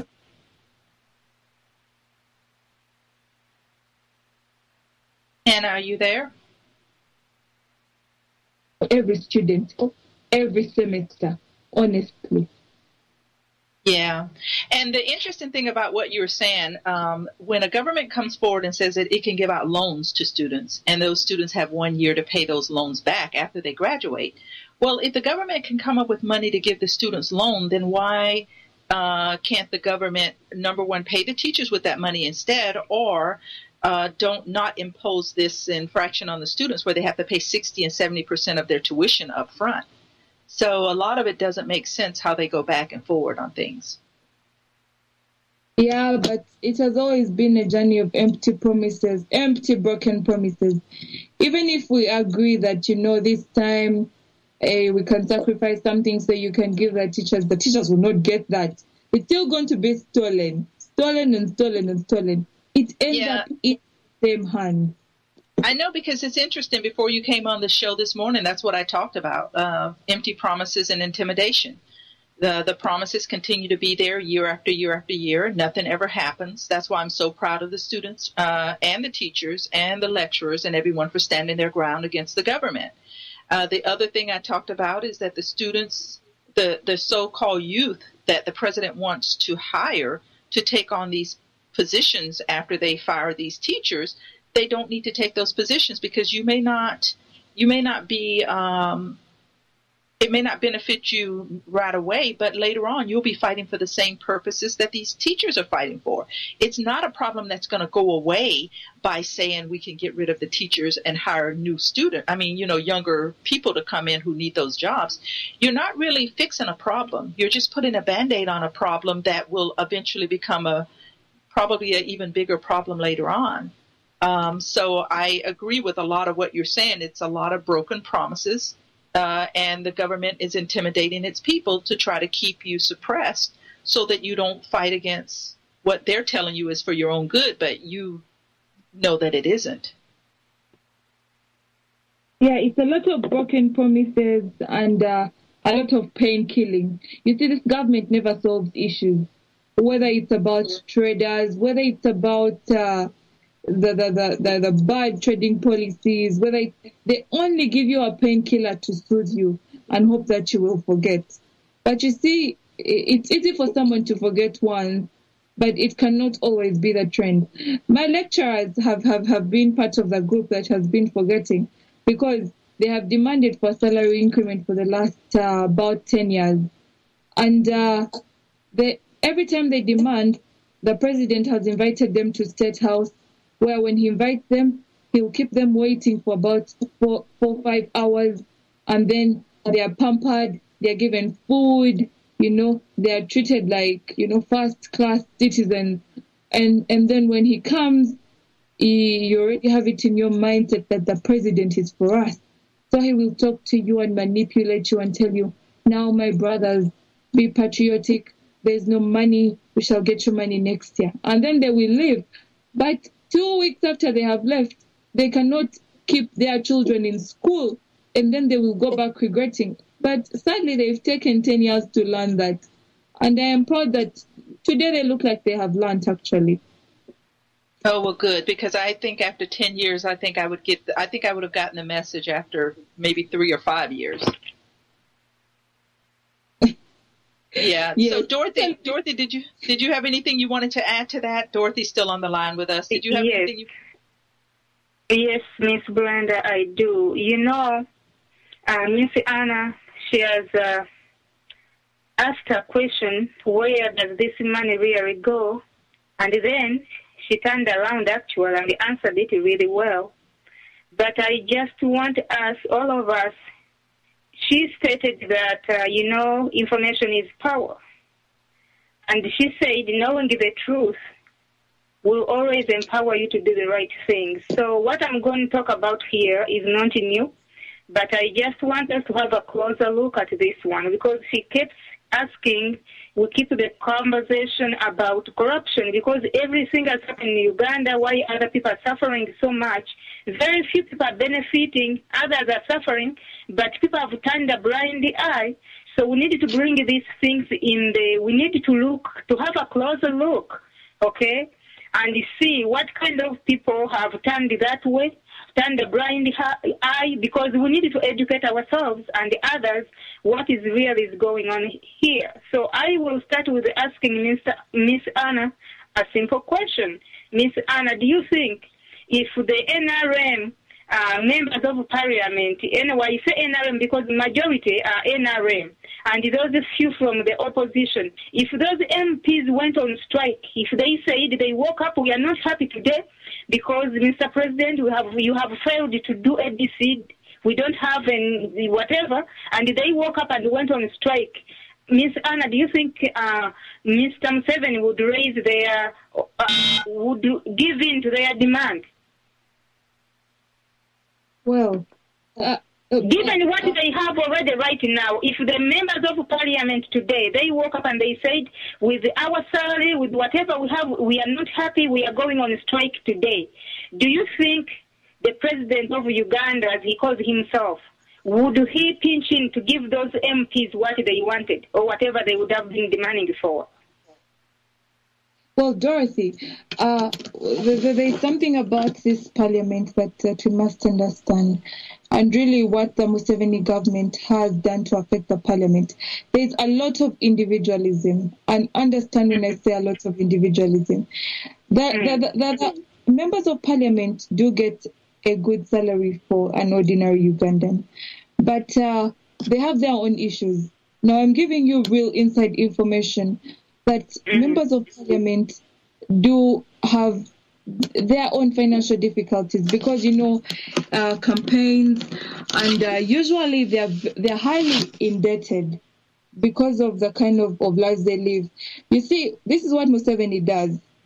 He makes sure that he does not help your constituency. That means he will never repair the roads in your constituency. They will flood, you will be cut off, and your people will be stuck because the one person they can trust is you as the member of parliament. And then you will go running up and down looking for money and pulling your own money to start building a road. You will make so many commitments. Remember, it's not just the road that is broken. It's the hospital that is failing to function. It is the many children who your constituents are bringing to you and saying, please educate my child. I campaigned for you. I voted for you. Do something for me. So you really are carrying the burden of your government. And when he gets to know these kinds of things, because he does have intelligence information, he will sneak in and compromise individuals, even within the opposition, sadly, by the way. He will sneak in and compromise you and say, I will help you sort out your debt if you stop making noise about how bad my government is in parliament. And just like that, a voice will be lost. A voice that has always spoken for millions of Ugandans will go silent because that voice has to survive. Recently, what he did was to stop money, was to stop the Ministry of Finance from transferring their salaries on time. And they were desperate. He brought them almost to their knees because they know they needed to maintain the status quo. They needed to live like members of parliament. But there was no money, and he was doing that intentionally to frustrate them. Let's face it, that the executive arm is overriding, and it has oppressed all the other arms of government, including parliament, which would expect to be a little independent. But if they indeed asked for a salary increment, the Museveni, I think I understand, would treat it in different ways, by the way. He would not give all of them that money. And he wouldn't give them a uniform increment. He would simply give what in Makere we've called the incentive. He will give it unevenly and give a lump sum to the people he wants to compromise more. And then also give big figures to the people who have been singing praises so loud for him, to keep them singing. So I don't think that Parliament can jointly strike about their salaries, because there are so many snakes in there. If they could sit a few years ago to radically change the Ugandan constitution by removing term limits and ushering this problem we are in right now by keeping Museveni in power this long, then that parliament is shameless enough to even sell the whole of Uganda if they wanted to. Wow, so the corruption that's there in the in Parliament with the MPs is not so much corruption that they created themselves. They just put themselves in a position of trying to help the very people that voted them into office, that now they've become victims within themselves in the government. Yeah, but again, this is one of the so many ways Museveni is doing things. He knows that, for instance, there is a route of Mbale sorority route, 100 kilometers of agony. The road is half beaten. It is off. It has been that way since for the last 4 years. And now that the coming elections are nearing, they're working on it. You see, here, Brenda, in Uganda, people start to develop things when elections are coming, you know? That is when they start to work on roads. That's when they try with hospitals. Now, I won't be surprised, because what I wanted to do about the hospital at Tutu, which has no water, is to start a fundraising for it, because in the hospital, patients sleep on the floor. They don't have mattresses. You know, you know what? I want to talk about that, because you had talked about the hospital a little earlier. But let me go ahead and take this caller real quick, and we're going to come back and talk about some of the things that you're just getting ready to talk about. Caller, are you there? Go ahead. Yeah, Brenda, I'm here, and I've been enjoying the discussion, especially the two elements of corruption and the students, the role that students can play. Corruption in Uganda, as you know, I've been talking about this for a while. It has a big impact on society, on the economy, and even the political system, which is supposed to be democratized. It fails to democratize because corruption creates vested interests which are against democratization, and this has an impact on the entire system. Anna is talking about hospitals, roads, and all that. One can wonder how come doesn't the cabinet, the government see these problems? Why do they want to spend money on useless things instead of things that help the economy and the people and so on and so on? So that kind of puzzles me, but I think it is mainly because in Uganda, corruption is institutionalized. It is within the system. It is part of the system. And it's very difficult to deal with, but that's where the students come in. The students, as Anna says, once you give people information, they become powerful. And historically, students have played a big role. For example, here in the United States, it was students who demonstrated against the war in Vietnam. Politicians were going along with the government, and until the students came out and protested and criticized the policy. And I remember Martin Luther King did the same thing. And the FBI went after him, and they investigated him. They called him a non-patriotic person because he was criticizing the war in Vietnam. But he was right. In the end, the students and the king were right. And the U.S. had to go away from, to withdraw from the war under the defeat by the North Vietnamese. So, but the students, I think what Anna has to do is to channel their energy into a movement, to fight corruption. Definitely, I'm glad to hear that there is Black Monday, and this is, it gives me some encouragement to know that young people, the students, they don't know how powerful they are actually, but sooner or later they are going to realize that they are more powerful than the old people who take things for granted. We are scared. We sometimes we don't care, but also we have already been incorporated into the system, and we are, we are part of the problem to solve.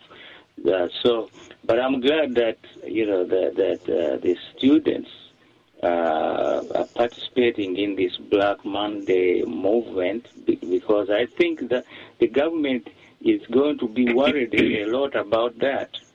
So thank you. Go ahead with this, and I know that students, once informed, once they realize that there is something at stake, they are going to come out and change the society. I know that they are 50% of the population, or even more. So that's a very big section of the Ugandan society.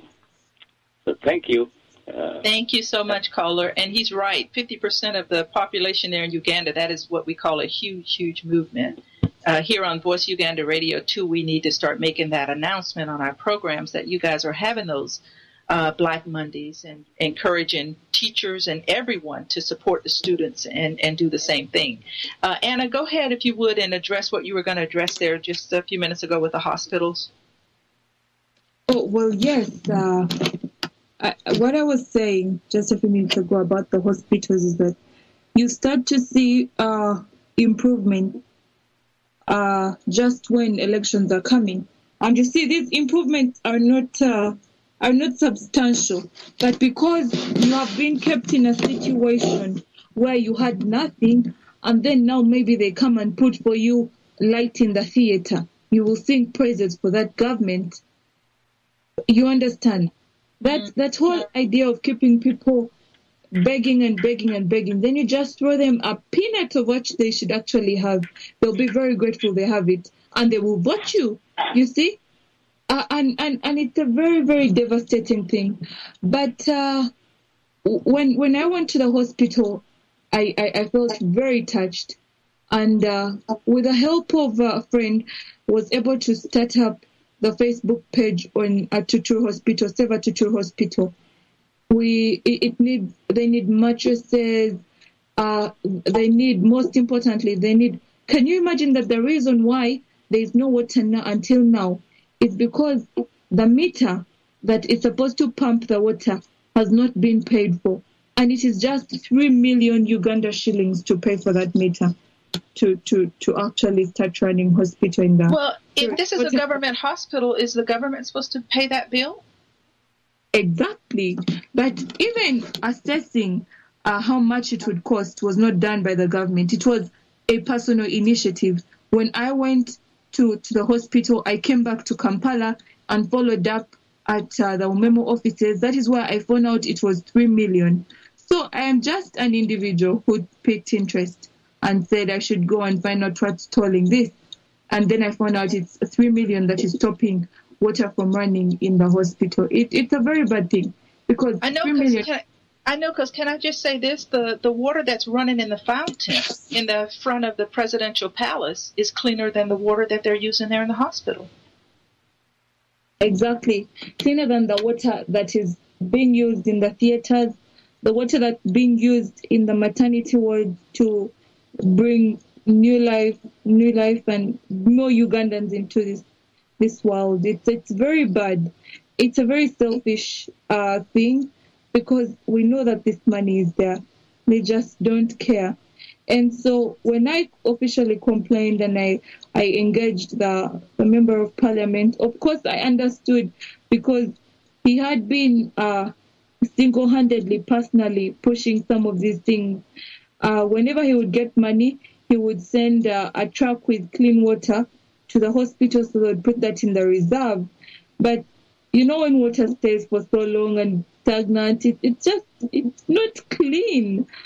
And he told me that now they'd have to push for the lump sum and all the renovations and help that the hospital needs, send it to the Ministry of Finance. Of course, that is another bureaucracy. You see, the only time systems actually perform in this country is when they are complicating the, acquiring resources. That is when the bureaucracy will make sense. But when it is about abusing human rights, when it is about pushing what the state wants, then it will happen so swiftly. There will be no need for institutions to exist. Very frustrating. Yeah, that is very frustrating. And I tell you what, Anna, a lot of the reason that we have you on the program, too, is that, we need Ugandans outside of the country to know what you guys are feeling inside of the country. It's one thing to read the papers and to see what they're writing and what's going on there, but it's another thing when you have a person of your courage to really come on this station and talk about things from a personal perspective. Because when you put it in a personal perspective, you can talk about what the people are feeling, what they're going through, what you've witnessed, what you've seen, the water situation, the trying to boil the water and all of that. Media gives us information, but it doesn't give us the heart of the situation, what's going on. And we here at Voice of Uganda Radio are trying so hard to get a lot of those that are outside of the country in exile to really start putting into a fund so that we can help in these situations, so that we can move forward in these situations, and also help in your Black Monday and, all of the campaigns that are going against the government, because we know that greater things are coming.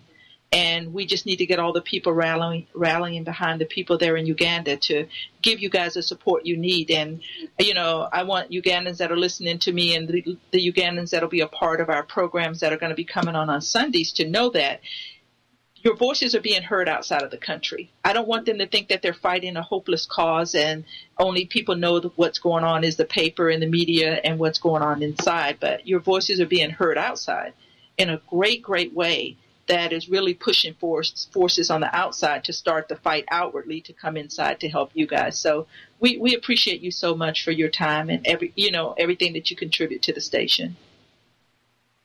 Oh, well, thank you, Brenda. And you see, the song against corruption has to increase because we are registering remarkable improvement.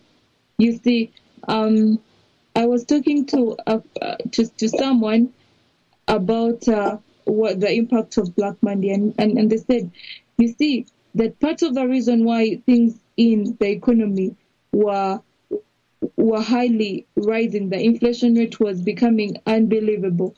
This inflation was actually being caused by people in government. But now they know that people are watching for anyone that is going to squander and plunder our resources. And we are going to follow them because we too have our avenues of knowing what they are purchasing and comparing that to what they should actually be having. And this character wanted to buy land from a high-class suburb in the country called Kololo. And he's a government official. So he asked this friend of mine and said, I want to buy this land, but, I can't buy it now because people are watching and they're going to follow and know it's my property. However, I will pay you 5 times as much as I would have if you keep this property for me for the next 3 years. So you can imagine all that. It's very sinister, but it's happening. And this song against corruption has to continue. It cannot stop. All the avenues that can be able to do that must sing against it. So they can let all these thieves know we are watching you. We're watching you real close. People like the Prime Minister, all those guys who feel like they're untouchable, the voice will be standing. And that is why within the university we have a newspaper that is usually it runs it runs by monthly, twice a month. And I'm personally, because it's something the Students Guild is supposed to be in charge of, I'm personally trying to redefine it and make the paper a lot more about corruption and all these other evils in our governance that students themselves have to come out and fight. So when you have students writing in their newspaper, which is a countrywide newspaper, we hope to even supply it to primary to secondary schools, because all those students are aspiring to come to Makerere since it's the best university. So they read and see what people in Makerere are writing about, and they get inspired. This is how we can keep it continuous and reach out to all those younger people and teach them at a very tender age that corruption is a bad thing, and they have to do everything in their power to make sure that it does not survive. I know, and like our caller just said, that the caller we just had was talking about the power of the students, and you just reiterated a lot of what he just said, that the power of students is very powerful in that country. Dorothy, before I close out the program today, did you want to say something in closing? Miss Brenda, I just wanted to say something small as the reason why I did ask Miss Anna the question I did ask for. Mm-hmm. Corruption is indeed a bad thing, and when it starts, you don't realize how far it can go to bring a country on its knees. Anyway, as I was saying, Anna explained very well how, those MPs have responsibilities, and she mentioned also that the Museveni will not negotiate with everybody, but he will choose those few who he thinks are influential. He has mentioned it himself that when he gives the MOP that much money, he expects them to take care of their constituencies, whatever, but he knows that's not working. So the thing is really, in a few words, very few people are paid too much while others are suffering. There's no reason why MPs are taking $10,000 monthly. They have new cars, they have iPads. Okay, they are pampered because obviously that is Museveni's number one priority. They will keep him in power. So long as the parliament is there, the people who give aid, the government is intact. So for him, there is no reason why he will ever budge to pay the teachers. But the MPs, they are people. They see teachers as people. But why do they stay there? That idea of paying so and so's tuition because they voted you is not working, and they see that. So all that is the corruption, okay? All that is the corruption. Museveni will never pay teachers, but he will pay MPs whatever they want because they're going to keep his government intact. Until we start pointing these things out, okay, and really have a closer look at them, we are not going anywhere, all right? So there is no money to pay teachers, but there are 240 billion shillings for supplement budget for the White House and the MOP, whatever they need, on the top of what they already have. So if the people in the parliament can't see that, they betrayed us, but they keep too. Anyway, if they would do the right thing, that would make our job easier at the FADU and the Voice of Uganda Radio and everything Anna is doing. But that idea of corruption, keeping a blind eye. So, Anna, that MP from that region of the hospital, okay, 3 million shillings, 3 million shillings to pay for that meter. You take home, we can break it, but it all comes to getting accustomed to corruption. At first, these MPs went there, they give them the envelopes, they feel embarrassed, but now it is normal because it has been going on and on and on and on and on. So, Anna, we need to focus. We need to focus on these things one by one. You are a fighter. I really love you. I admire you, and you are a strong lady. You are such a treasure, and we will do anything, guys, to back you up. That is the way we're going to take. Yeah, and let me go ahead. We have a caller in, so we're going to go just a few minutes over here, but we want to go ahead and take this caller. Caller, are you there? Yes, this is Hsnd Kadua, and actually I'm really excited about this program. I haven't been listening to it, but it's good to have someone from Makerere, and I thank you for sacrificing for your time. I know you're going through a hard time to do this, but we all appreciate. I know, you're most welcome into this struggle, and we're going to have to work with you, and trust me, we're going to have to have a victory soon. I'm just actually adding on to what is being said already. Like I said, I've just read on The Observer, and I've just seen Maria Chwanuka's statement about the teachers, saying that, they are willing to fire whoever is, probably protesting against this, about the teachers. But this is one thing I've been, always talking about, that most of these MPs, most of these ministers do not care. They don't have, their kids are not in Kampala, their kids are not in Makerere. So whatever takes place in Makerere, they care less. These are the people who are heartless. They don't care about the country. These are the people that Museveni wants, because he does not want nobody that has developmental ideas about the country. He just wants us to live in the country. Me, personally, I have this experience because I think in 2003, I was in Makerere University Business School. And I was president for an association called Namadisa. It was from Nakwa Masaka Students Association. We went through the same things, fighting the government, fighting, Makerere about, certain ideas or certain issues that I won't talk about now because I know we don't have enough time to say this. But what I wanted to say was, all the people involved in government, I'm sorry to say all, but most of the people, like the ministers, the MPs, they don't have Uganda's heart. Like I said, all their kids, their children are not in Makerere. So whether they, lecturers strike, do whatever they want to do, they care less. Their children are here in the U.S., their children are in London, their children are in Denmark, their children are in Canada. So I would request you to get all the list of all those ministers and take it to the American Embassy.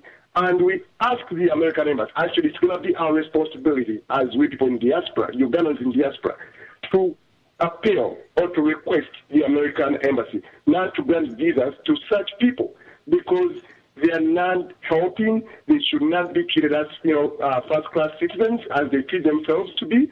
We have to do something to stop this. That way, when their kids go to Makerere, they should have a heart to fight for the country because their kids will be involved. But as for now, their kids are not involved, so they care less, like I said. Thank you very much. That's all what I have to say.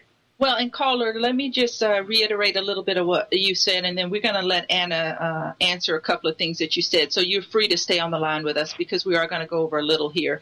The thing that you're saying here about getting a list of all of the MPs and posting it out somewhere so that we do a petition against what's going on in Uganda, the corruption and everything. You're absolutely right. This is something that we can start with the Ugandans that are outside once we have that list to compile that. Anna, what do you think about what the caller is sharing there on that?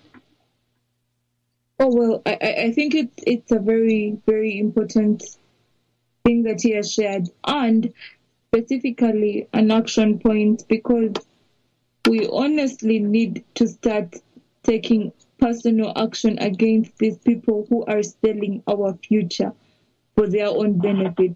And, there's a saying that equity acts in personam, and our actions need to be targeting these individuals.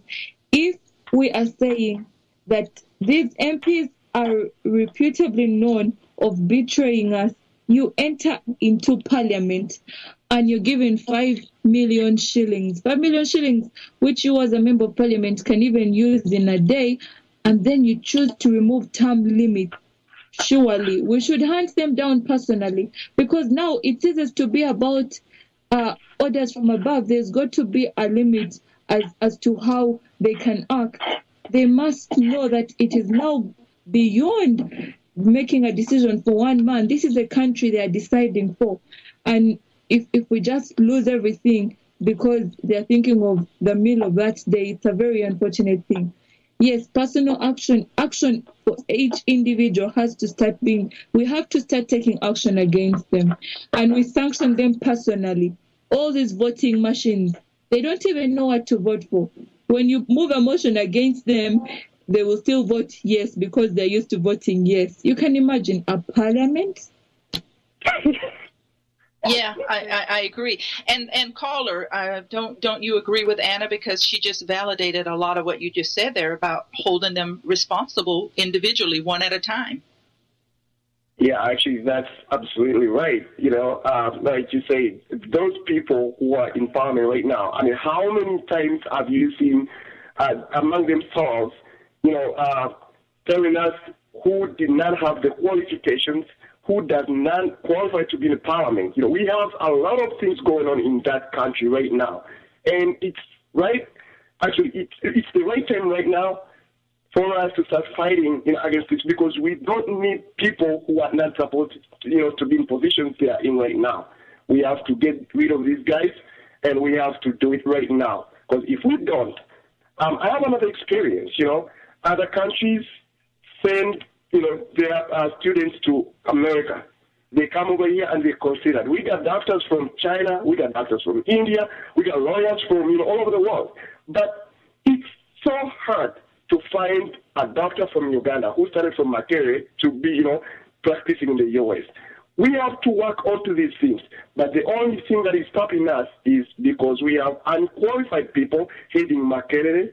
We have unqualified people who are not even taking care of, the country.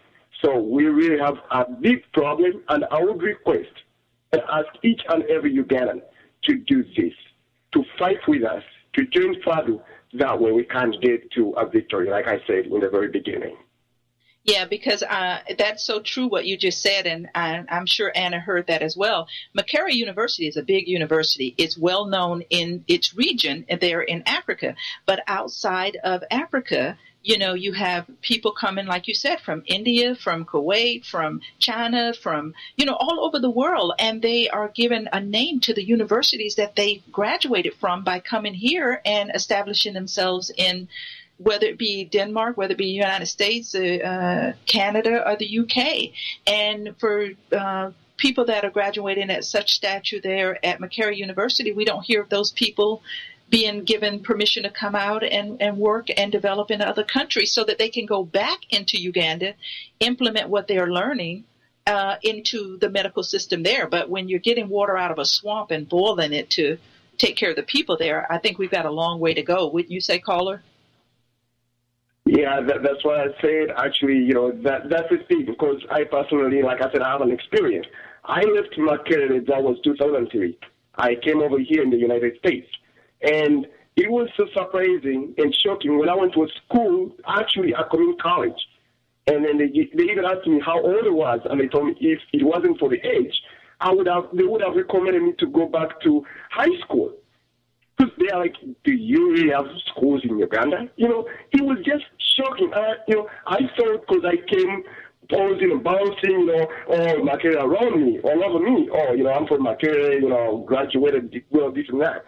But because we don't have, they call them pioneers, we don't have people that have put that name, onto themselves in these countries, so we are not considered. Because we have poor education system, we have people that do not care. They travel each and every day. When you're at that airport in Tebe, you see so many lecturers going to Netherlands, going to Norway, but I don't even know what they're doing there, because they are not even saying the name, because we have people who have Museveni's interests. When they go over there, they talk about other things. They don't talk about, lecturers. They don't advocate for lecturers. They don't advocate for nobody. They're just there for, I don't know, whatever reasons they go for. Yeah, but Anna just said earlier in the program that, and even it was last week, she talked about it a little bit, about how they're losing some of their great professors there at the university because of the pay issues, and they're losing their lecturers and a lot of other credibility just simply because people are up and leaving because they're not being paid. Yeah. So go ahead, caller, and then we'll let Anna come in. Yeah, actually, I just wanted to add on to what you just said, that that's the point we are getting wrong. That we are having people who are serving their own interests and not serving the interests of the people. I mean, for the country, or the rest of the people in the country. Yeah. Anna, go ahead and answer some of the things that he had talked about there. You see, Brenda, a brain drain hurts the country very much. In a situation like ours, where people are leaving the country not because there are so many qualified people here, but because there are no opportunities promising opportunities here. They see greener pastures elsewhere. And I just talked about Chambogo University and the students who are talking about tuition. And did you know that in Chambogo University, they have just about 3 professors and 1 associate professor? That's a government university. It's next in line after Makerere.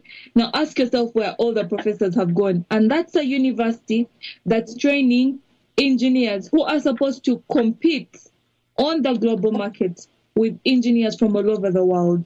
Please assure me that there is no way they can be on the same level. Well, there's absolutely no way. And who is teaching these students if the faculty is down to that limited of a staff? This is it, Brenda. This is it. In March, not March.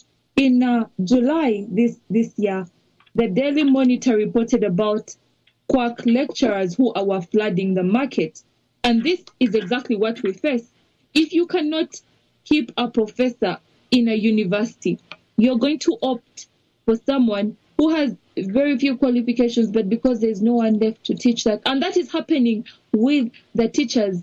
It's not a new thing. That is what's going to happen with this primary. But you can imagine at such a fragile level when they are supposed to be getting upright education from upright people, it's being messed with by giving people who are underqualified to teach them.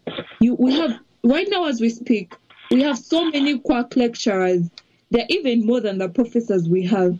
And these are the people coming to class to teach me about how I can, be a better lawyer.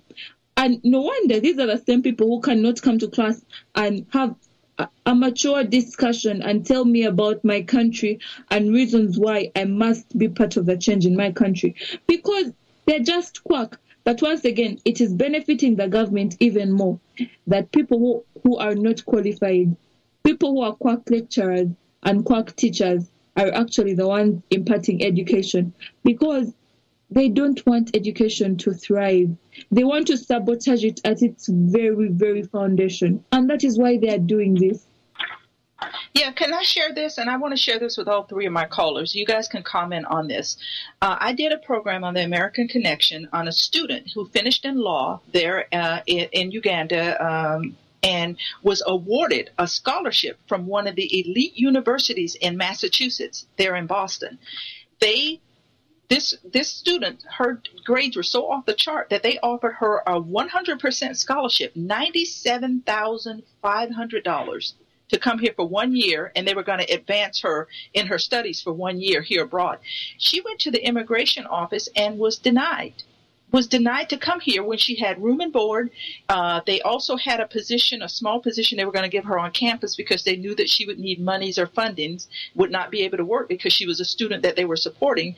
And they room, board, all of her meals, a small position on campus, $97,500 was that total package. And she was turned down by the government. Now, don't you think that the government would have gotten behind a student like this? Because like the caller that is still on the line is saying, and I want him to comment on this, these are the things that give Uganda a name. These are the things that the world says, wow, she could have come here and she could have made a big deal for Uganda that would have put them on the map globally. Let me go to my caller who was just talking about when you left and the fact that there are no students outside. How do you feel about that the government didn't even stand behind her and support her and allowed naturalization to turn her down from coming in for 1 year? Brenda, one thing I've always advocated for is I've always wanted to let the world know that the Ugandan government is not interested in anything like knowledge. They want to keep Ugandans in Uganda unknowledgeable. They don't want them to know anything. All what they want to see and what to know is to see those Ugandans in Uganda live and only know what is in Uganda. They just want to see the likes of Peter Nyombi, the likes of Benjamin Odochi, like what they are doing right now. So if they have somebody trying to go abroad to get or to acquire more knowledge, they would do whatever, it's in their hands to stop them from traveling. Or what they want is to send their only quack lecturers, like Anna said, to these places. And then when they come over here, they do different things. They don't get anything like knowledge. So the Ugandan government is not interested in anything like people to get more or to acquire more knowledge. So, like I said, what we have to do, the only solution is, if we really want to move, if we want to have qualified people, if we want Uganda, Makerere, Chambogo, Nakawa, and Kozi, Mukono, whichever university, to be on the world map, we have to do it ourselves. And how are we doing it? Is Anna, me, Brenda, and anybody else, any Ugandan, to push for this. How are we doing it? We just have to get rid of these people. We just have to get rid of the MPs. We just have to get rid of Museveni. And we have to put somebody who is a Ugandan at heart.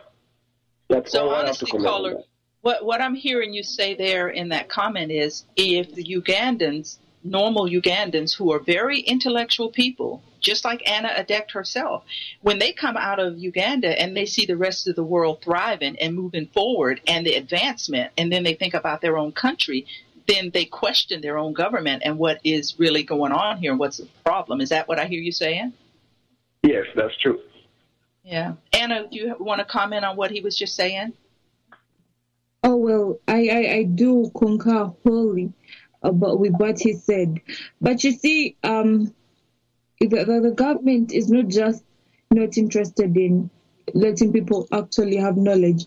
The government is interested in making sure that people are not empowered in every single way, whether it's about the knowledge they get, whether it's about the opportunities that they get.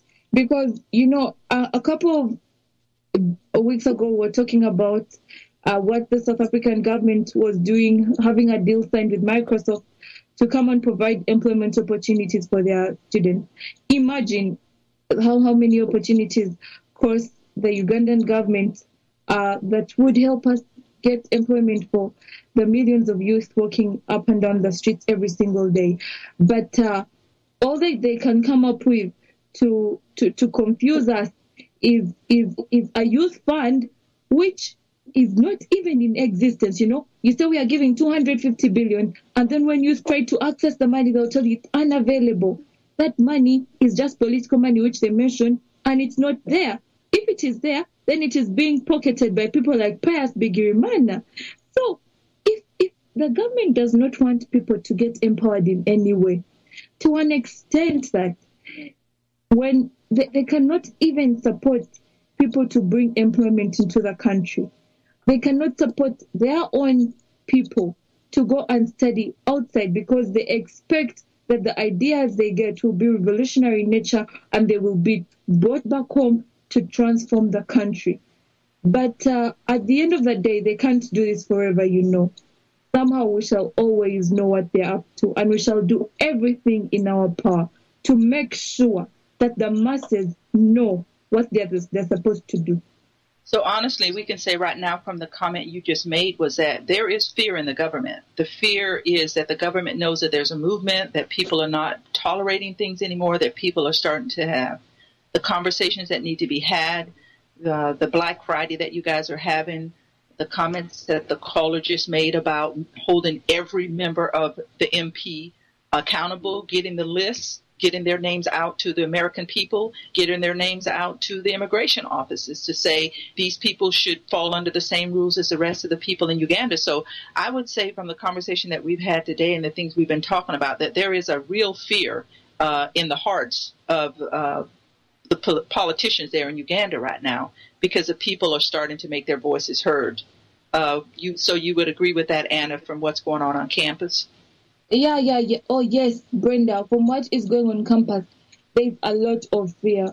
You can imagine, with this current sham they had of compulsory registration of SIM cards and all that kind of stuff, they're hoping to tap more into phone calls and know exactly what people are planning so that they can be there 20 minutes ahead of you. You know, they're trying to do all these things, but you see, it's like a man who's thinking. He's plunging at every straw to make sure that he stays on shore. But guess what? he cannot survive. He will sink at the end of the day. And this government is going to sink even if they try to plunge at every straw. And right now in campus, we have even more intelligence people here than we have students. You can imagine. So if the government has money to make sure that it has such an intelligence network, which is not necessary, by the way, if they do the right thing, why can't they channel such money to do the right thing, like pay lecturers and teachers, so that they don't have to live like they are on a hot seat? Yeah. And one of the things I want to encourage you to do too, Anna, is the students that are there, encourage them to go to FADU, FADDU.org, and register. Become a member of FADU. That way they will get information and things from us. We'll know what's going on with you guys there. And as we start implementing more things, you guys will be on, aware of some of the things that we're doing. But FADU.org is have the students go out there, have them register, have them become members. All of that is very private. It's only a few people within the organization that gets to see and view that information. One of the things we're trying to do here at Voice of Uganda Radio is take the fear out of people's hearts. And I think the students are way past fear. I think anger has become so prominent there that they've just passed the fear because they want change and they want to see something else come about from everything that's going on. So thank you so much, Anna, for being a part of the program. Thank you so much for my two callers that have been a part of just the conversation here. I will go to Dorothy before I go. Dorothy, is there anything you wanted to say before we get ready to close out here? Thank you, Miss Brenda. But you see, every time you ask me, you give me a chance already. But I'll take it, I will not refuse. So as Miss Anna and Mr. Hsnd already mentioned, so we are in trouble. There is nothing like not knowledge or because certain people are allowed to come. That student who qualified, first of all, they had to know what is her name, which tribe is she, because we have people from other countries. This is denying Ugandans a chance. These people came, they hijacked our country, okay? So we just need to fight for our country back. That's all what I can say. Uganda, they want the country. There is no other reason for all these things that are going on, okay? Control is there, fear is there, but what is the intention of all those things, okay? Keep us captives, they take over. We need to fight for Uganda, then we can liberate Makerere, Nakawa, everything. Thank you very much. Miss Brenda, Miss Anna, please, every time you talk, I feel more energy to do more. So, thank you very much for being our light. Thank you so much. Thanks so much for being a part of the show. And one thing I will say in closing out here is one of the things when I have interviewed a couple of people, students there in Uganda, one of the things they tell me is that they have to go and they have to make an appointment. And their appointments are set a week from the day they go out and make their appointments.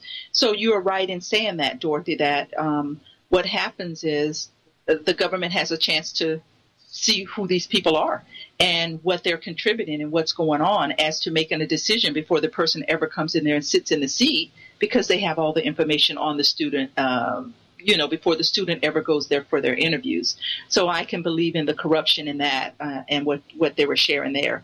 Anna, it has really been a pleasure. Thank you so much for being a part of the American Connection today. I know that our American audience, as well as our audience around the world, those that are in Uganda listening to this program today have been enlightened and have been inspired to, take up their torch and do what they can do as well. It has really been a pleasure, and we will, for my fellow listeners, Anna is going to be a part of a platform that's going to be on once a week. We're restructuring now, and we're moving some other programs around so that we can make that available. I will be on this Sunday with Freedom at Hand, and we'll talk a little bit more about that then. So you'll be aware of where she's going to be at on the programs. She will be with me all the time, so that we can not only talk about what's going on in present, what has happened in the past, but also what's going on here in the present, so that we can continue to know from the heart of a person who's living in the heart of what's going on in Uganda. And let me say to you, my listeners, my American audience, my audience around the world, and those of you in Uganda, it takes a lot of courage to come forward and talk to us the way Anna does. it takes a lot of courage to share the information about the hospitals and things that are going on in the government. And I know that because of her position, she has a level of protection in that. But even with that level of protection, it is not an easy thing that she's doing. So let us be thankful to her. Let us support her and support their movement in whatever way we can. I encourage you so much here to become a part of FADDU.org, FADDU.org. The website has been set up. You can go out there and register and become a member, and I encourage you to do that. Our IT and our support people are working on building that website as I speak. Over the next few weeks, you'll see it change faces even more and more and more as we start to implement and put more things out there, because it will become a source of information out there for people to take part in. Thank you so much to all of you for being a part of the American Connection today. Thank you so much for all of my callers. Thank you so much to Anna Adek, the elected guild president there at McCary University, for her openness, for her honesty, for her need to share, because she is like we are here at Voice of Uganda Radio, all about change. Until Sunday, God bless you all.